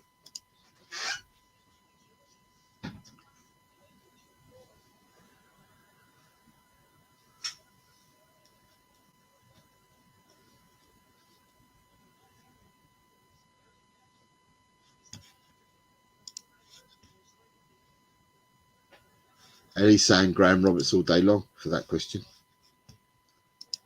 So Ellie's going with Graham Roberts all day long. So Romero or Graham Roberts for brutality's sake?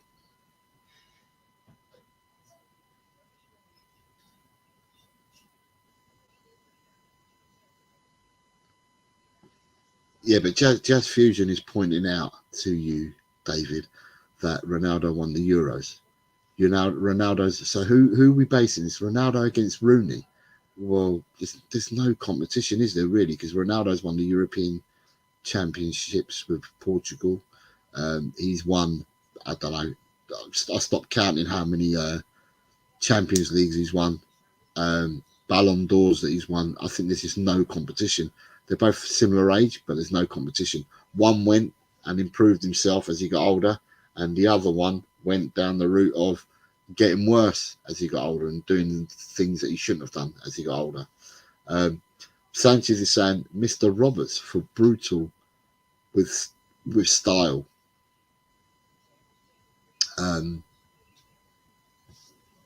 Right. So I'm going to go on to the next question because otherwise I'm never going to catch up with these. Right. Ellie has asked me now, who's your favourite male YouTube person and who's your favourite female person on YouTube? Oh. This one I'm going to have to plead the fifth and give it some thought because in order not to upset people, I'm going to have to think about this. Who's your favourite male YouTube person and who's your favourite female person on YouTube? Right, I'm gonna have to think about that. I'll have to.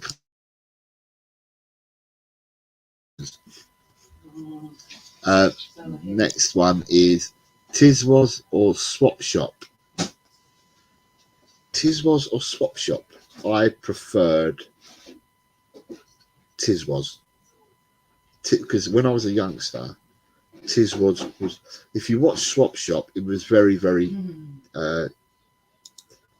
young, for a young audience. Swap Shop, and Tiz was like, so if you were 8, 9, 10 years of age, Swap Shop was what you should be watching, but you felt a lot bigger and a lot older because you were watching Tiz was, because it was a bit, it's that level above childish, you know. The level of the show was a bit more gearing towards, I'd say, teenagers and whatever Tiz was. So when you're a youngster watching them, if they were both on at the same time, which they never were, but if they were both on at the same time, you'd watch Tiz was over Swap Shop if you didn't want to feel babyish. So I'm going to say Tiz was for that one.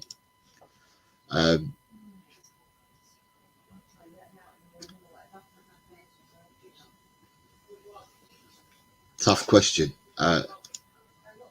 No, Jose. I said Ronaldo was crap in the World Cup, as was Rooney. Great baller, but selfish git, in my opinion. Give me Messi all day long. Well, there's a question we've got coming up. Tiz was for Neil. He agreed with that by a mile. I'll come back. Am I left or right-footed? I probably more right-footed than left, but I can use both feet, Leo. I was taught to play with both feet and taught to play football from the back. So when I played football, I started out playing football, was in the 70s, and it was always playing out from the back. The goalkeeper would give it out to your fullbacks, and you play out from the back, whether it's your fullbacks or your centre half. You carried the ball and you played the game, and it was all pass and move, pass and move. There was no lumping the ball down at the other end of the pitch. I suppose the only time that you would lump it is probably in the winter time. So in the winter time, when you had snow, rain, sleet, you know, all the awful weather where pitches would cut up rough and look like a farmer's yard, in the end, the ball would not travel because it wasn't rolling, because it wasn't flat, because the pitch had all come up. So then you'd have to hit the ball high and long in order for it to get further up the pitch, because you couldn't play through teams and that. But yeah, I was taught to play with both feet, and that's what I do. I play with both left and right. So hopefully that answers that.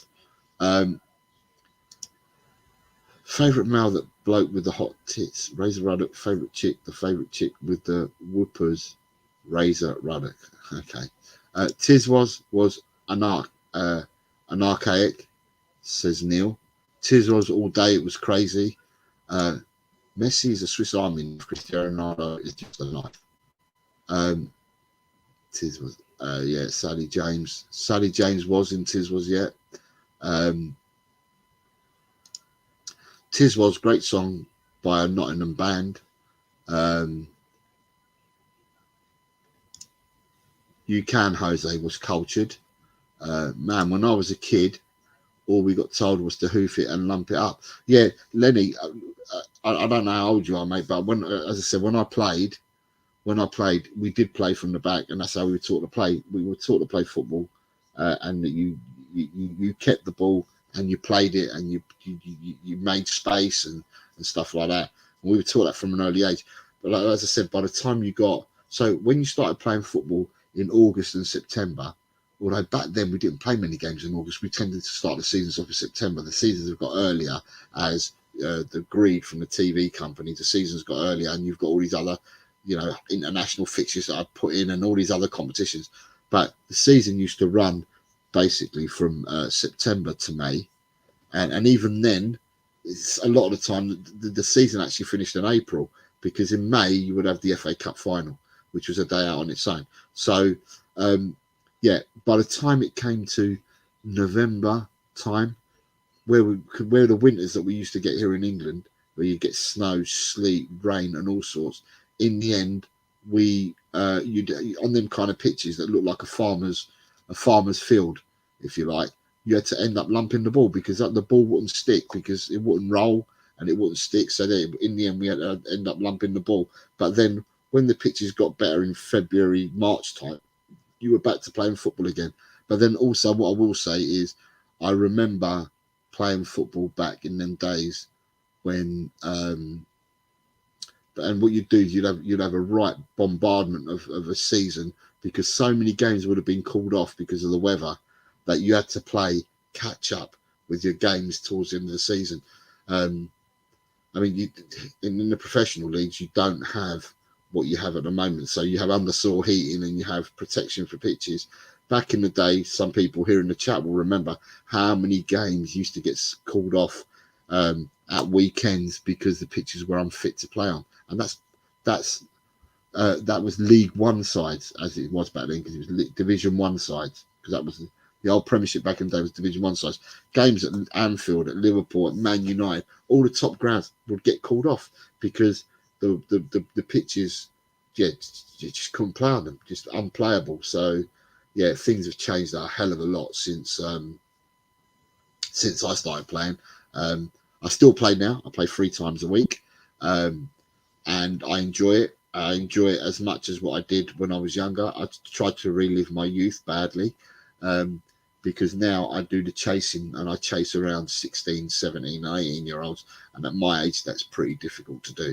But I do it because I want to push myself, and you know, it's nice when you get the compliments from people say, Corey's a player, isn't he? Or you can see that he's played the game and stuff like that, or he makes sense when he's on the pitch. So it's quite nice getting the plaudits from people that are a lot younger than yourself, and they turn around and say things like, I hope I'm still playing when I get to your age and stuff like that. So yeah, so it's all good. Jose, I can see you as graceful as a gazelle, clean as lol. Yeah, I play differently now to what I did when I was a youngster. When I was a youngster, I didn't care. Both feet, quite right. All players should be able to use both feet. One will be better than the other, but they get paid a fortune to learn. Exactly that, Neil. They certainly do. And I find that a lot of players here in the Premiership or here in England, they get paid a pretty penny. Listen, if you're getting paid 20 grand, let's say a week, even just 20 grand, right? Even if you got paid 20 grand a month, right? If you're getting paid 20 grand a month to play on one foot, then you're stealing a living. Because to me, if you're a professional, you should be able to use both feet. End of. Footballer, that is. It's a bit different in other sports, but for a footballer, I don't think it's too much to ask for to play with both feet. So, Marhai is saying, have you heard that Richie is out? There was some rumours that he hadn't trained and that, but what I said on the show earlier, Leo, on the Talking Board 4, this earlier on this afternoon, I said that I watched the video of Tottenham training yesterday, or the video they released yesterday of training, and Richie was doing the exercises in the building that they do, and then when they go to the boot area, changing area, he was there messing about, changing and putting his boots on, and then he actually went out onto the grass and that. So unless that's a really old footage that they're showing, then I'm kind of miffed why he's out, because I unless he got injured in training, but I'm not sure whether yesterday's clip that they showed yesterday, I'm not sure whether that was from yesterday or whether it was from the day before, but Richie was definitely there. So I was kind of like, people are saying that he's out, so I was like, fair enough. David Shear saying, Aussie rules, we were taught both feet and both hands. These days, they are all one-sided. They've digressed. Oi, be careful, I've got a toothpick, says Lenny Mac. Who you got here? Who else you got here? Right, so Neil's saying, FA Cup is still magical to me. I love it. I was watching a programme on TV just a couple of days ago. They were doing Spurs old stuff. Yeah, it was absolutely brilliant, the FA Cup. We used to look forward to it. Whether, obviously, you want your team to be in the final, but even if your team wasn't in the final, you still enjoyed it because it was a day out. It was, the programmes would start at like 8 o'clock in the morning, the road to Wembley, on Wembley Way, and, but yeah, it's all changed now. Mark Cook's coming with big up, Jose. Great show as always. Got to go. Mark Cook, take care of yourself. And if you're interested in doing predictions, we're back on tomorrow at 4 p.m. on Talk and Ball and on LTL Cockerel. We'll be dual streaming the prediction shows tomorrow. David Shear is saying, we played on footy grounds muddy as smelling of kangaroo poop and rabbit shit. Yeah, there are some awful places that I've played at when I was a youngster. Worst thing about playing years ago was the red ochre pitches. Yeah, you used to get them, the sandfelt pitches, I think you're referring to. They used to be sandfelt pitches. Neil saying there was a goal by Ferdinand, I think it was, but despite the pass for him being perfect. It still had to be watched. Was bobbing all over the place. Jazz says, used to be able to play with both feet, sadly can no longer reach them. David here saying, makes you appreciate Hoddle and Co. David Shear says, glory days, I hear Jazz as well. And Ellie's pointing out that Hoiberg's leg muscles in training, oh my God, a strong, physically powerful, fine specimen of a man. Right, next question that I'm firing on to was Tiz was, right, Phil P, does anyone remember the Radio Rentals and Wimpy in the Angel Edmonton, only minutes north of White Hart Lane? I don't remember them. And I remember the Wimpy, I think I remember the Wimpy. But I definitely I remember Radio Rentals. So some of the people here from England or who live in England will remember Radio Rentals. Didn't Radio Rentals go on to become Vision Hire? I've got in the back of my mind is either it was Vision Hire became Radio Rentals or Radio Rentals became Vision Hire. That's where if you couldn't afford a telly, you would rent a telly from one of these companies, and they'd come and then you'd have to pay them a fee every month for using the television. And Wimpy still exists nowadays, but they're far and few between. There's not many Wimpys anymore, but I remember the old Wimpys. They became franchises, didn't they? So anyone that owned a Wimpy now, or that does a Wimpy now, they I don't know, do they still all cook the same kind of food? So are the menus still all the same on Wimpy, but they're franchised out? I'm not sure. But yeah, that's Phil P's comment on that one. We've got Bobby K. Jose, what superpower would you rather have? Super speed or super strength? Because I've got super strength already, the thing that I'm lacking when I'm chasing these little 16, 17, 18-year-olds and people that are a hell of a lot younger than myself around is speed. I don't have the speed that I would need to keep up with them for their games and stuff like that. So I would say that I've got super strength. I'm as strong as an ox. But yeah, I'd probably need, at my age now, I probably need to have super speed.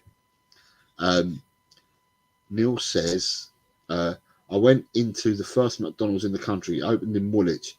I never understood how that was arrived at.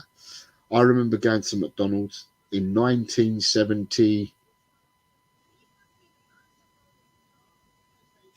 How was that? 1977. I went into a McDonald's in Victoria Street, obviously in Victoria, in central London. That's the first time I went there. And I remember having a fillet o fish. And I remember them being in yellow, were they yellow boxes at the time? I think, no, the green boxes. It was in a light green box. So, yeah, so that's not McDonald's. Ellie says, there was a Wimpy in the West Green Road, Tottenham. I lived off that road in Beaconsfield Road, and I loved their Knickerbocker glories. Don't you? I don't know what went on there, Lenny Mac. Oh, okay, so answering that. Bobby from Goodness Gracious Me says, Jose, I love you, buddy, but being able to open a bag of crisps does not qualify as super strength. No, as I said, I am as strong as an ox. I'm heavy duty strong as an ox. So you've asked me a question. I'm saying that I need the speed. Strength, I've got no worries with at all. It's just the speed that I need. So yeah, interesting. What would you need, Bobby? If you had to have one of both, what would you have? Ellie's saying my superpower would be speed, but I'd give it away to Kulu as he needs it more than me. Neil says that's pretty close to the opening. I don't know what year McDonald's came to England at all. I just remember going there in 1977 because the year Star Wars was made and stuff like that. So 77 was the year that I first went to McDonald's, and I remember taking a girl called Katie Darling, was her name, and I remember taking her out to buy her McDonald's, and I was only 9 years old at the time. So yeah, and I felt like a big boy doing that. So yeah, challenges of youth, eh? Right, so next question that we've got is, I've got two from Ellie. Maradona and Messi, people, who is the GOAT out there of these two? So I suppose democratically, you're going to have to ask the chat. So democratically, who is the GOAT? Is it Maradona or Messi? Who is the GOAT out of these two?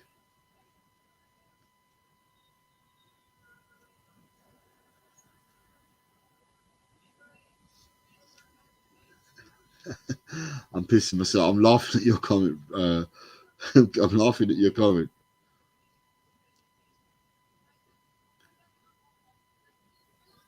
Right. So David Shear is vote number 1. He's gone for Messi. So if it's Maradona or Messi, people, who is the GOAT? Is it Maradona or Messi?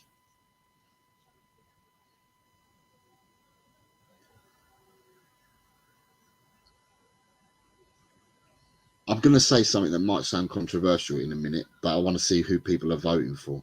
Are people going Maradona or Messi? Messi, if Maradona could have kept it clean. So you've got David Shear says Messi, Bobby says Messi. If Maradona could have kept it clean, then this wouldn't be a debate. This is what I was just about. I was just about to come to say something about this. Eddie says Maradona for me. He put the G into GOAT. So we've got Jazz Future says Messi with longevity, but watched El Dorito win games by sheer force of will. A troubled genius.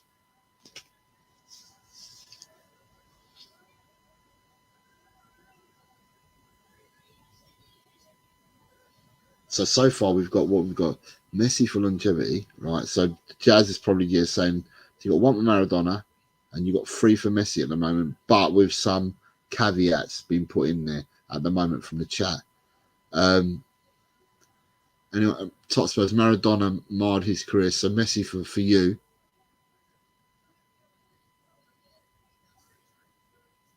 Ellie, I'm saying hello to you from Bobby K. So Bobby K says hello to you, Ellie, and he's asked me to be the intermediary and to say it to you. Right, so my answer to this question would be, right, Messi has won so many Ballon d'Ors. Messi has won, he's now won, I believe, the World Cup, and he's now won the Copa America, the South American Championship, the Copa America. He's won that. And he's won quite a bit of Barcelona league titles, European titles. He's won quite a bit of Barcelona. By the same token, though, if I look at Messi, and I think Messi's absolutely brilliant, don't get me wrong, I think he's absolutely brilliant, Messi. But when I look at Maradona, and because of my age, I can see the difference and the change in football. Maradona would play on pitches. Remember when I said that games used to get called off? Well, Maradona started playing football, or he came to prominence in the late 70s. So the late 70s, early 80s. I think Maradona was like, when Argentina won the World Cup, I think Maradona was possibly, how old would Maradona have been? Maradona my age or slightly older? Okay, so when they won, because I remember Maradona appearing before 82. Before 82, I'd already heard about him. I'd already heard about Maradona. And so back in them days, pitches would be bogs, quagmires. You don't get the carpets you get nowadays. They were quagmires, they were bogs and stuff like that. There were like bomb sites, a lot of the pitches that you played on. They were absolutely crap. But the things that he did with the football and the close control he had, so he never played on all these carpet pitches that Messi's played on. Messi makes it look really simple, honestly, he does, on a carpet pitch, because that's what pitches are nowadays. Messi's close ball control skills are absolutely phenomenal.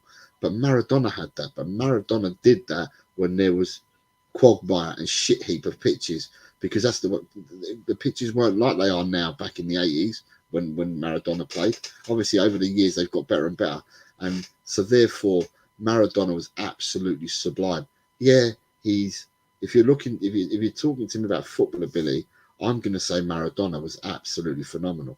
But I've seen another comment in here as well, and So Neil, I'm guessing you've got to be from there or thereabouts of my era, but I agree because Neil's put a comment in there as well saying, I honestly believe that Best was as skilled as any of them.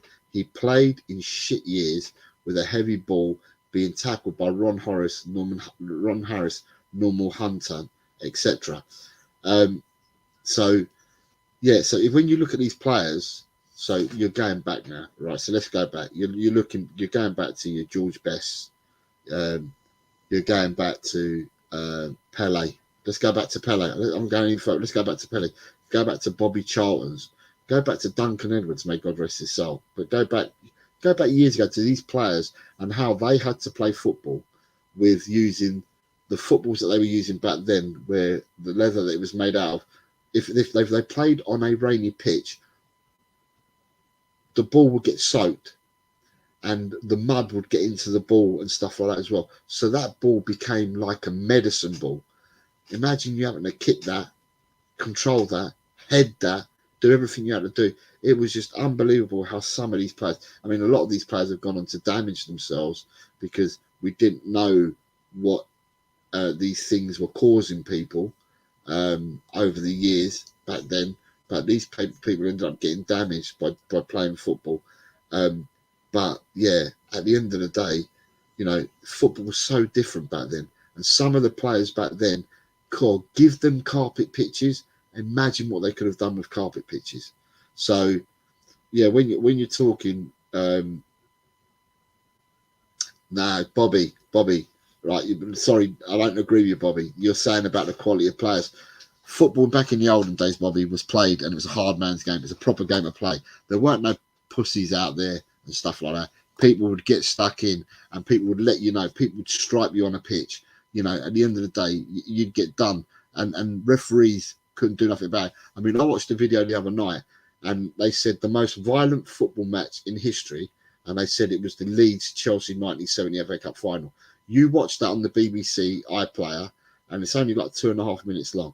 You watch that, and you can see all they did was they had skillful players. You had Osgood playing, you had Bremner's playing, you had your a whole host of players. I couldn't get in all their names again. You had a whole host of players playing, and in the end, all they did was kick lumps out of each other and play football, and it was a violent game of football. Watch that game, and what they got away with, and the amount of hardly no yellow cards were given out in that game as well.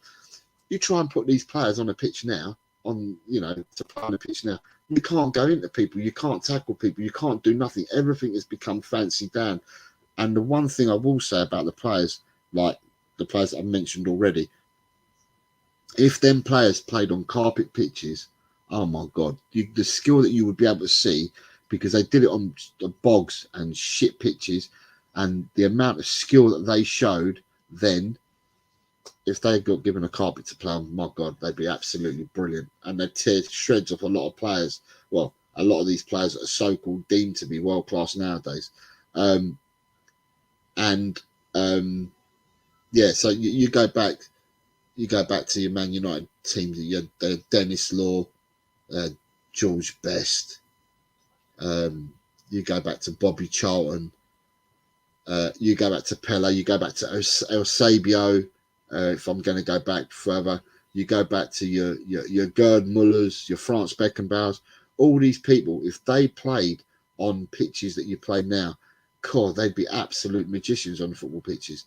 But then also as well, the amount of hatchet men, proper men that wanted to carve you up on a football pitch back then, is totally different to now. So when you're saying, "Oh, I'm playing against blah blah blah this week," there's no one out there that's going to come and do you any harm. But in the olden days, whoever you played against, there's always going to be someone in the team that's going to come out and do you harm. Do you know what I mean? Other players, notable mentions, some people remember players like Frank Worthington. May God rest his soul, passed away the other day. Stan Bowles. Neil's put in Lee Summerby and Bell. All these players, the football players that they were back in the day, playing on shit pitches and bogs of pitches. The football was absolutely great and brilliant. And I just dread to think well, it'd be a joy to think actually, if these players played on the pitches that you have now, then it'd be absolutely they'd be absolutely brilliant for me. But then it's also the hatchet men. The hatchet men would make the game as well because they didn't care. So if you're talking about Graham Roberts and you're talking about Romero, is what someone put in a question earlier, mate. You put in Norman Bite Your Legs Hunter and people like that, Jackie Charlton, people like that, put them in, and every team had 1, 2, 3 of these players, and they'd come out to destroy you, and you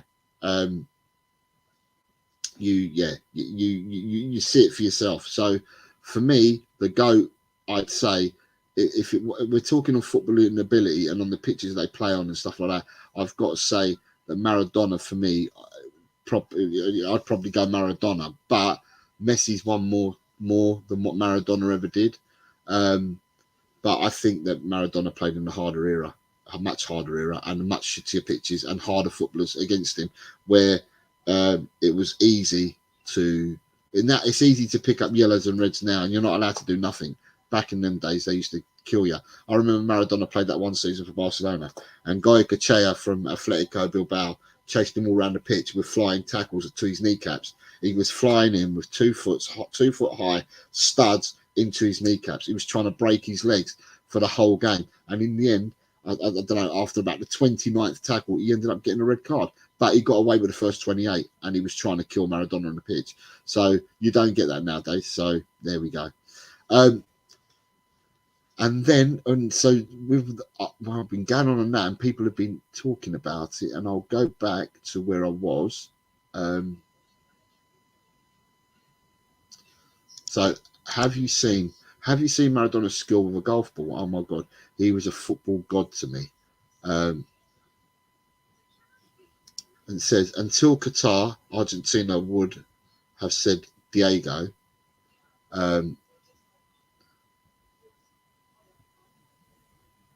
Then you've got Audio Artisan that said, Maradona all day. He was top of the world, buzzing off his tits on the 1980s Coke. Messi wouldn't last a day in Maradona's shoes. Neil is saying, I honestly believe Best was as skilled as any of them. He played in his shit years with a heavy ball, being tackled by Ron Horace and Norman Hunter. Jazz is saying he was privileged to watch Best over here towards the end. Fabulous talent. David Shear says, I picked Messi because he was clean. Maradona was troubled chemically. Best good glide, says Neil. The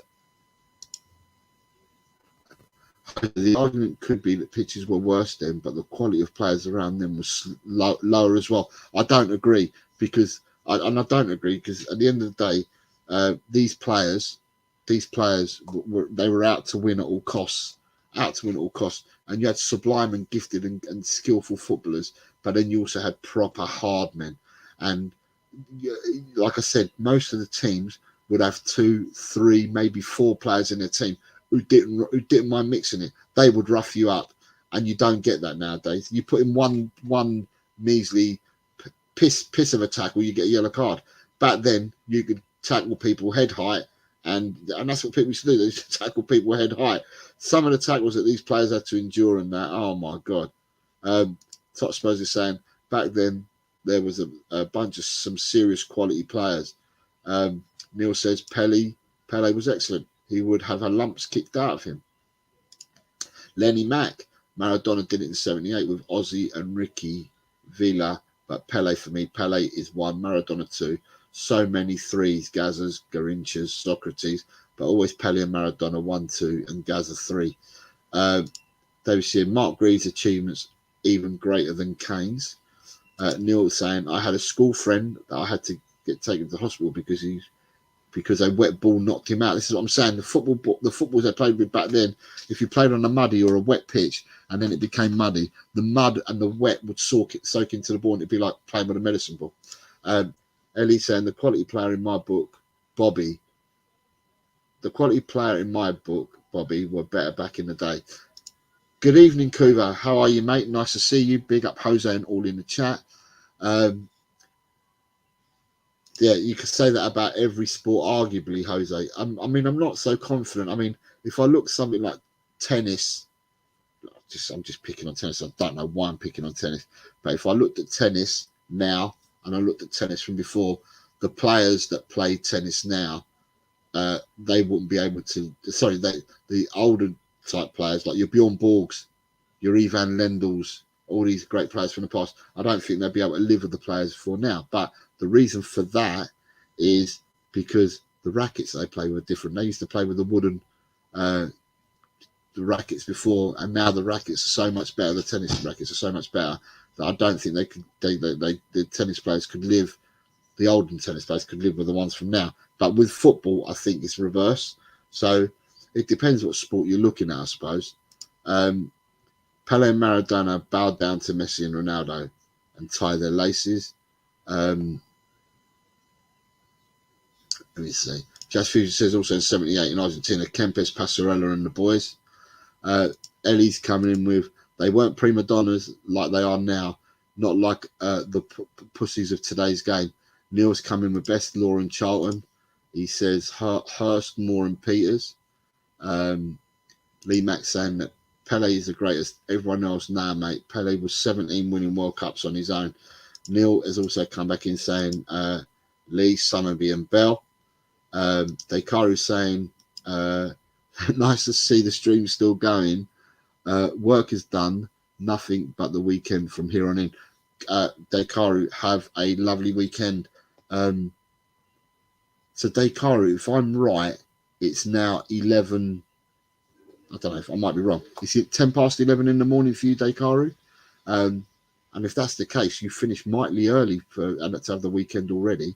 Do you have the winning lottery numbers for me? Because you're ahead of time, Dekaru. If you do, please send them to me. I'll tell you how to get hold of me, and you can send them to me, and I'll take them off you. God bless Stan Bowles, Neil says. Eddie says, Tommy Smith from Liverpool, as hard as they come. Norman, bite your legs, Hunter. You got Leeds was like going to an army camp. Audio is talking about Terry Hurlock. Yeah, Terry Hurlock. I think there was harder players than Terry Hurlock. Although Terry used to put himself about for Millwall.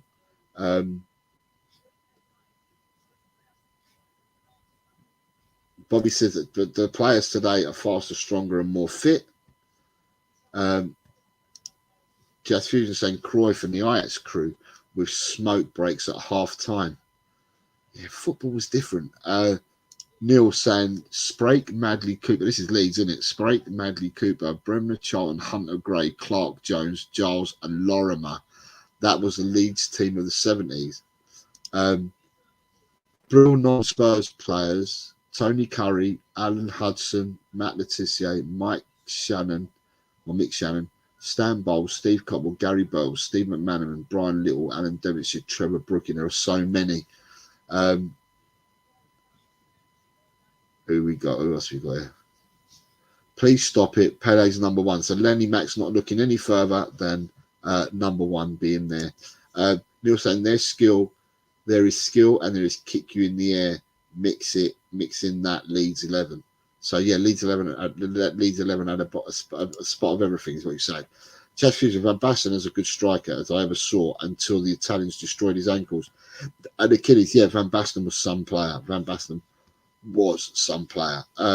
You've got Dekaru says, was supposed to be my day off, just needed to finish a few things. Yes, it's 11:10. I thought you was 11 hours ahead because David is 8 hours ahead, and I know that you're 11. Dave Mackay was a proper skilled hard man, is what Neil's saying. Lenny Mack, 11:10 a.m. Where are you? You have Japanese name, but you are 2 hours ahead of Japan. Are you in Hawaii or the Pacific Islands? No, he's in Australia. Dekaru, there was an Aussie player, Kevin Muscat, dirtiest player I've ever seen. He damaged the Charlton Athletic player so badly, doctors had to fight to avoid amputation. Was sued for £750,000. Hate him.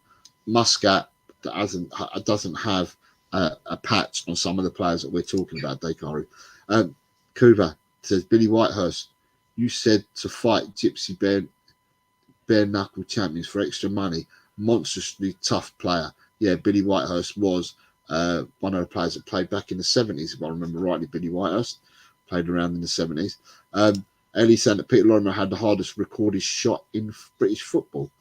And yeah, so quite a few people here obviously are of an ilk and of an age that will remember playing on shit heaps, quagmires, bogs, and will remember the balls and the balls getting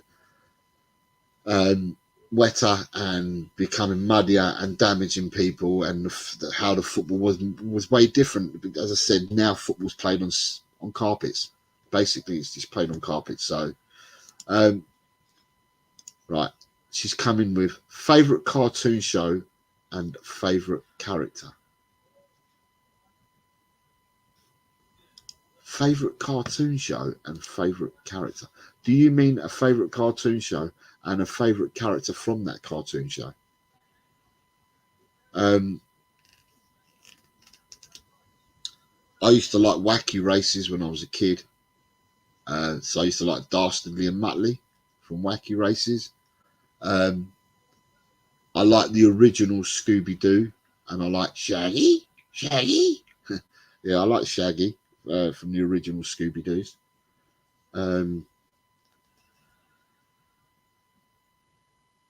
And I used to like all the Bugs Bunny and Mickey Mouse and Pluto and the Tasmanian Devil and stuff like that. So I used to like all that as well. So yeah, Jazz Fusion says, yeah, the best Jose was Muttley. Yeah, I used to like him. He used to make me laugh. Dastardly and Muttley, they used to make me laugh on Wacky Races when I was a kid. I remember having a good old chuckle. You've got the chick from Captain Caveman with the husky voice gave me mini boners. Squiddly Diddly, Atom Ant, and yeah, Kuva says classic Tom and Jerry for me. Violence levels you just don't see now. Yeah, you don't. Everything. I think Kuva, you're right. I think not only with this, but with anything, any topic that you can bring up and talk about, or that people talk about, some of us can reminisce back to yesteryear when these things just didn't happen. That life was totally different. I mean, for one, I watched on YouTube because I looked on YouTube the other day and I did it. I started watching Love Thy Neighbour again from the very first episode in 1973, and I've watched the first 6 episodes. There's 58 episodes on there, and I've watched the first 6. You just can't get away with anything like this anymore. You know, it was a different world that we lived in.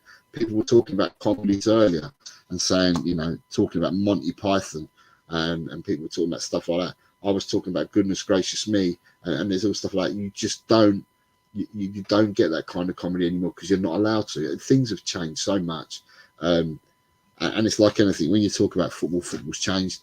And you know, a lot of the other stuff that people have mentioned here in their questions and what we've talked about and what everyone's gone in the chat about, things have just changed.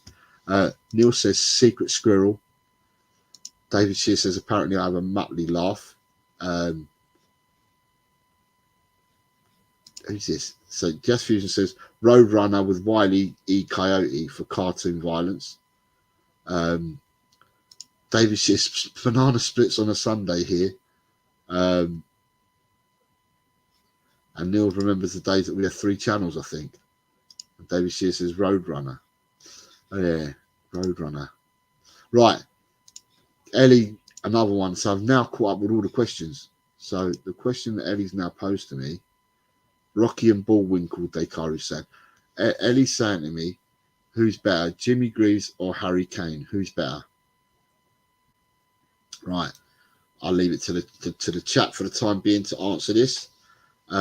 Who's better, Jimmy Greaves or Harry Kane, in your opinions, for people in the chat, as this is the question that's been posed.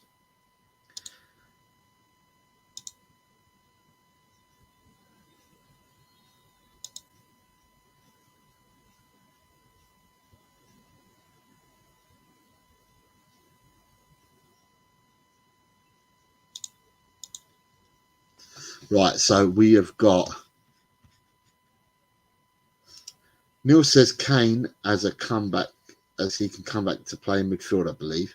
Lenny Mack is saying Kane, but only because I saw him. David Shears got with Jimmy Greaves. Spurs GCTV says Jimmy Greaves.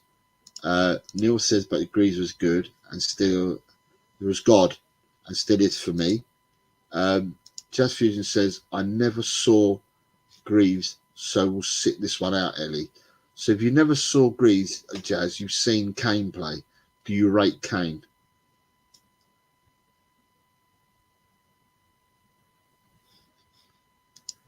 And Descartes says, I wish we had a broadcast of English football back in the day. I miss seeing all those old classic players, so I can't comment. Phil P is saying Greavesy. Bobby K says Greaves only because we have the same birthday. Neil saying Kane is still top quality though. Right, so asking me the question, it's a difficult one, Ellie. And the reason why it's difficult is I suppose with Greaves,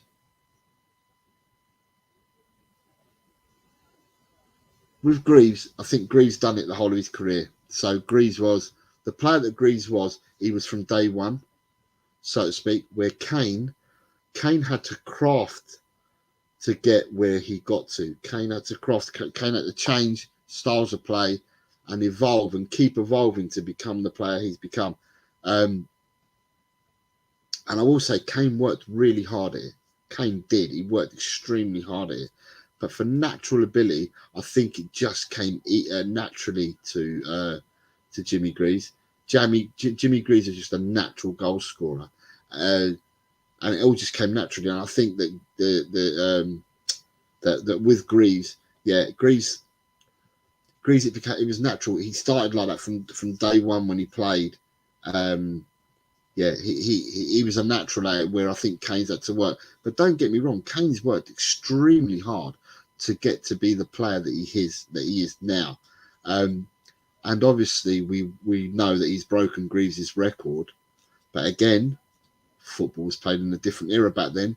Are people going to turn around and we've had this conversation so far when we were asked to rate Maradona and Messi, and then we got into the talk about all the other players that played back in the day and the pitches they played on and the style of football, who they were up against and stuff like that. And if you weigh it up like that, is Greaves playing against the players that he played and on the pitches that he played. Kane's played on carpets all his life, to be honest. He's played on carpets all his life. If that's the case, David, then I've had people unsubscribe, so they don't like my content because they've unsubscribed then. So if you're looking at it like that, then Greaves has to be the better player, doesn't he? If I look at it like that, on the shit heap pitches that he played on and did it, and he looked elegant, he had skill, he had panache, he had everything, didn't he? And he didn't play on carpets. But I will say, a notable mention has to be given for Kane as well, because Kane has worked extremely hard to get to where he's got to, and he's had to adapt. There's been different adaptations of Kane. He's had to change his playing style and adapt to where he's got to now. But for me, I'm gonna go with I will go with Jimmy Greaves. That's what I'm gonna go for. I'm gonna go with Jimmy Greaves. And then when I've said that, Neil says Kane is top quality, different to Greaves. Jazz says, I rate Kane, but dislike him immensely. Kuva's coming straight away with Greavesy for him. Neil says that Greaves Gilzean partnerships were more common, and that Greaves was more natural. Eddie saying best managers back in the day: so Matt Busby, Bill Shankly, Bob Paisley, Bill Nicholson, Brian Clough, Dave Sexton, Don Revie, South Africa Ramsey, Malcolm Allison, George Graham. There are some characters there. If I'm down to 203, David, then I started the day off at 205. So I must be doing something right, because I've dropped 2, if that's the case. I've not checked, but this morning when I woke up, it was 205. Says Bobby Case, do you want Kane back? And if yes, will he fit into our system? Right. Are you asking me, do I want Kane back? I think we've become a team without Kane because I'm not reliant on the one player. But I do feel that Kane would fit a Ange system and would score loads of goals because he could play that number 9 perfectly, the perfect role for him in that number 9. It's just, I'd say score lots of goals, but it's whether we could feed him the ammunition. It seemed to work when Son and Kane played together before, but the system that Postecoglou plays, the ammunition's got to come from both sides and not just from one side. But then with Maddison as well, they're picking locks and stuff like that. I think it'd be a great fall for Kane as well. So, although I believe that we've become a team since Kane has left, and we're not reliant on one area, or as heavily reliant as we was with Kane, I still feel that if he came back to play for us, he would score loads of goals, and yeah, he would fit the system. Greaves did stuff so quickly, goals per game in a tough era. Also says that Greaves had time for a laugh too. Yeah, but players were built differently back then. Bloody hell. The things that they used to get up to. I mean, someone's already commented that at half time, a lot of these people would go and have a fag in the dressing room. Some of them would have the little flask, hip flasks, or whatever you call them, and have some grog in that, and have a bit of grog at half time, before the game, after the game in the changing room, fagging it and all sorts. So yeah, it's different back then. They Cara, when in Japan I played rugby on a pitch that was a former bombing ground. A run down line, and there was a solid half a meter up and down as you go. It was crazy.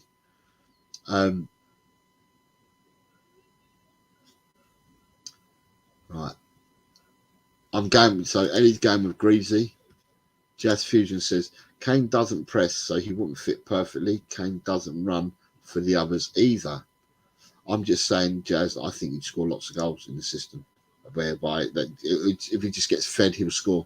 And the one thing, when you're trying to break down low block teams, you either have to get past your players and have to go outside them and get past them, or you've got to take shots. We don't do neither. We haven't been doing neither. That's why I've said, for the people that have been with me from the start of the show, that these 2 weeks for me have been the most important 2 weeks of the whole season, because for me, it's the first time that Postecoglou has all the players together for a 2-week period, and for me, it's a mini pre-season. Get your fitness levels up, take on board everything you're being coached, you're being trained, patterns of play, philosophy, ethos, all that, and then what they should be, if they were like me, like I said when I was younger, when I used to play football all the time, you'd be itching for a match. So they should all be like caged tigers for Saturday. So these 2 weeks, where there's been no international duty, you've had the 2 weeks, you've had your players at your disposal, for me is the most important part of the season. It's the most important 2 weeks of the season. And let's see if we come out like caged tigers, starting with Palace on Saturday, and let's see what kind of football we play and what we've learned in these 2 weeks for the remainder of the 13 games that we've got to go. Because to be fair, although we haven't looked great for a while, the last 2 games we've looked particularly poor. So yeah, it'd be interesting. So these 2 weeks really count for me.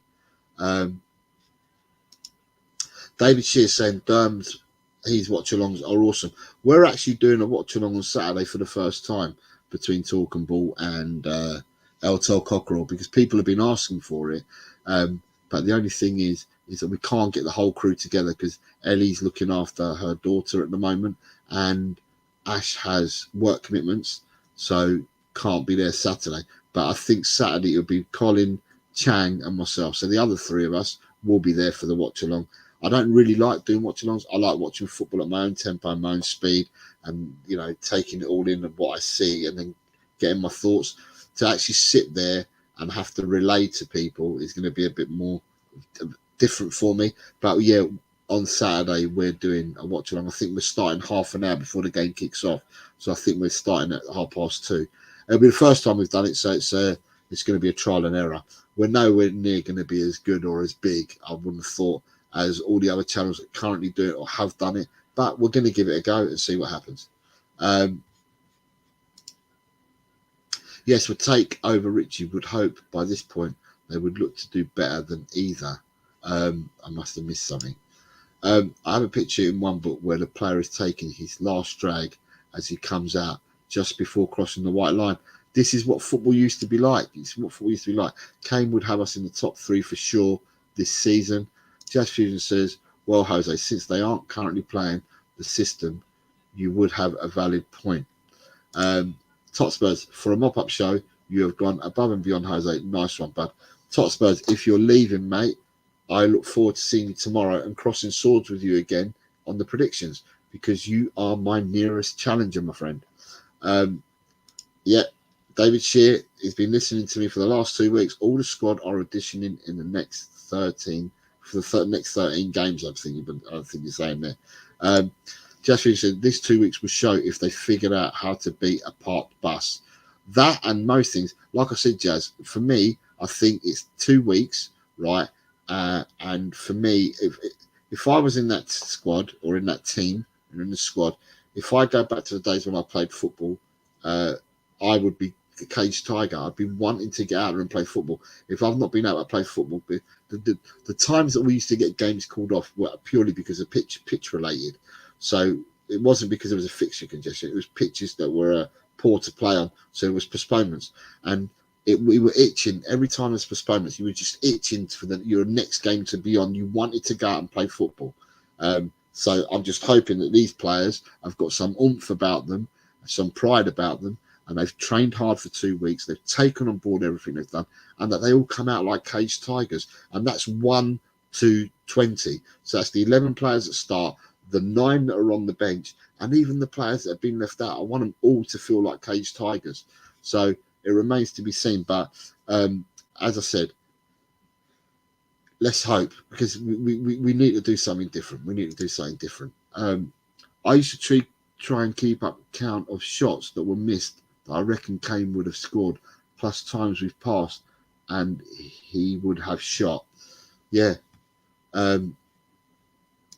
Thank you, David. You're going to be with us on Saturday. That's great.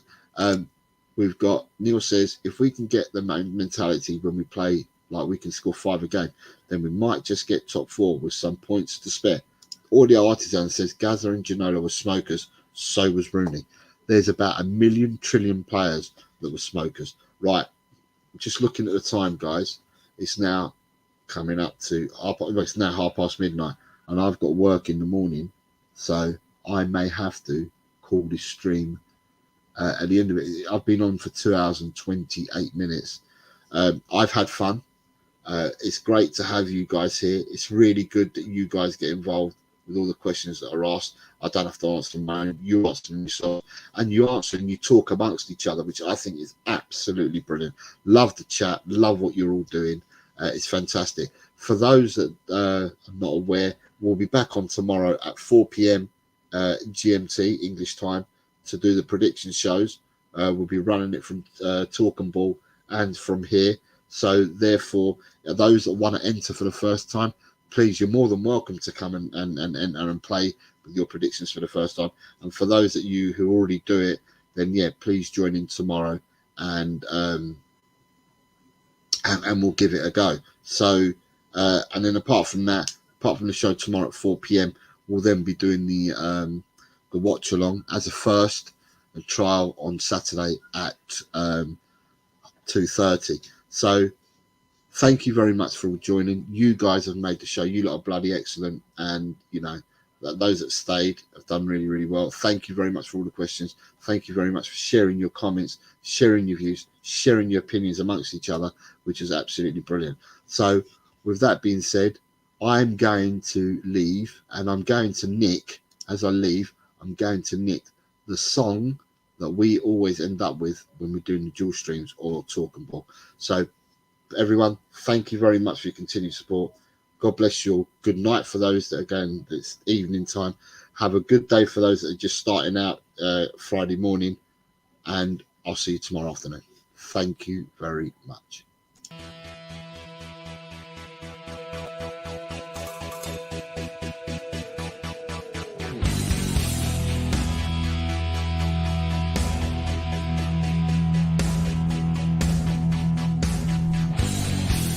My My team has got James Madison. James Madison is what we need. Whoa, thank God we got James Madison. This kid plays ball like you would never believe. Whoa.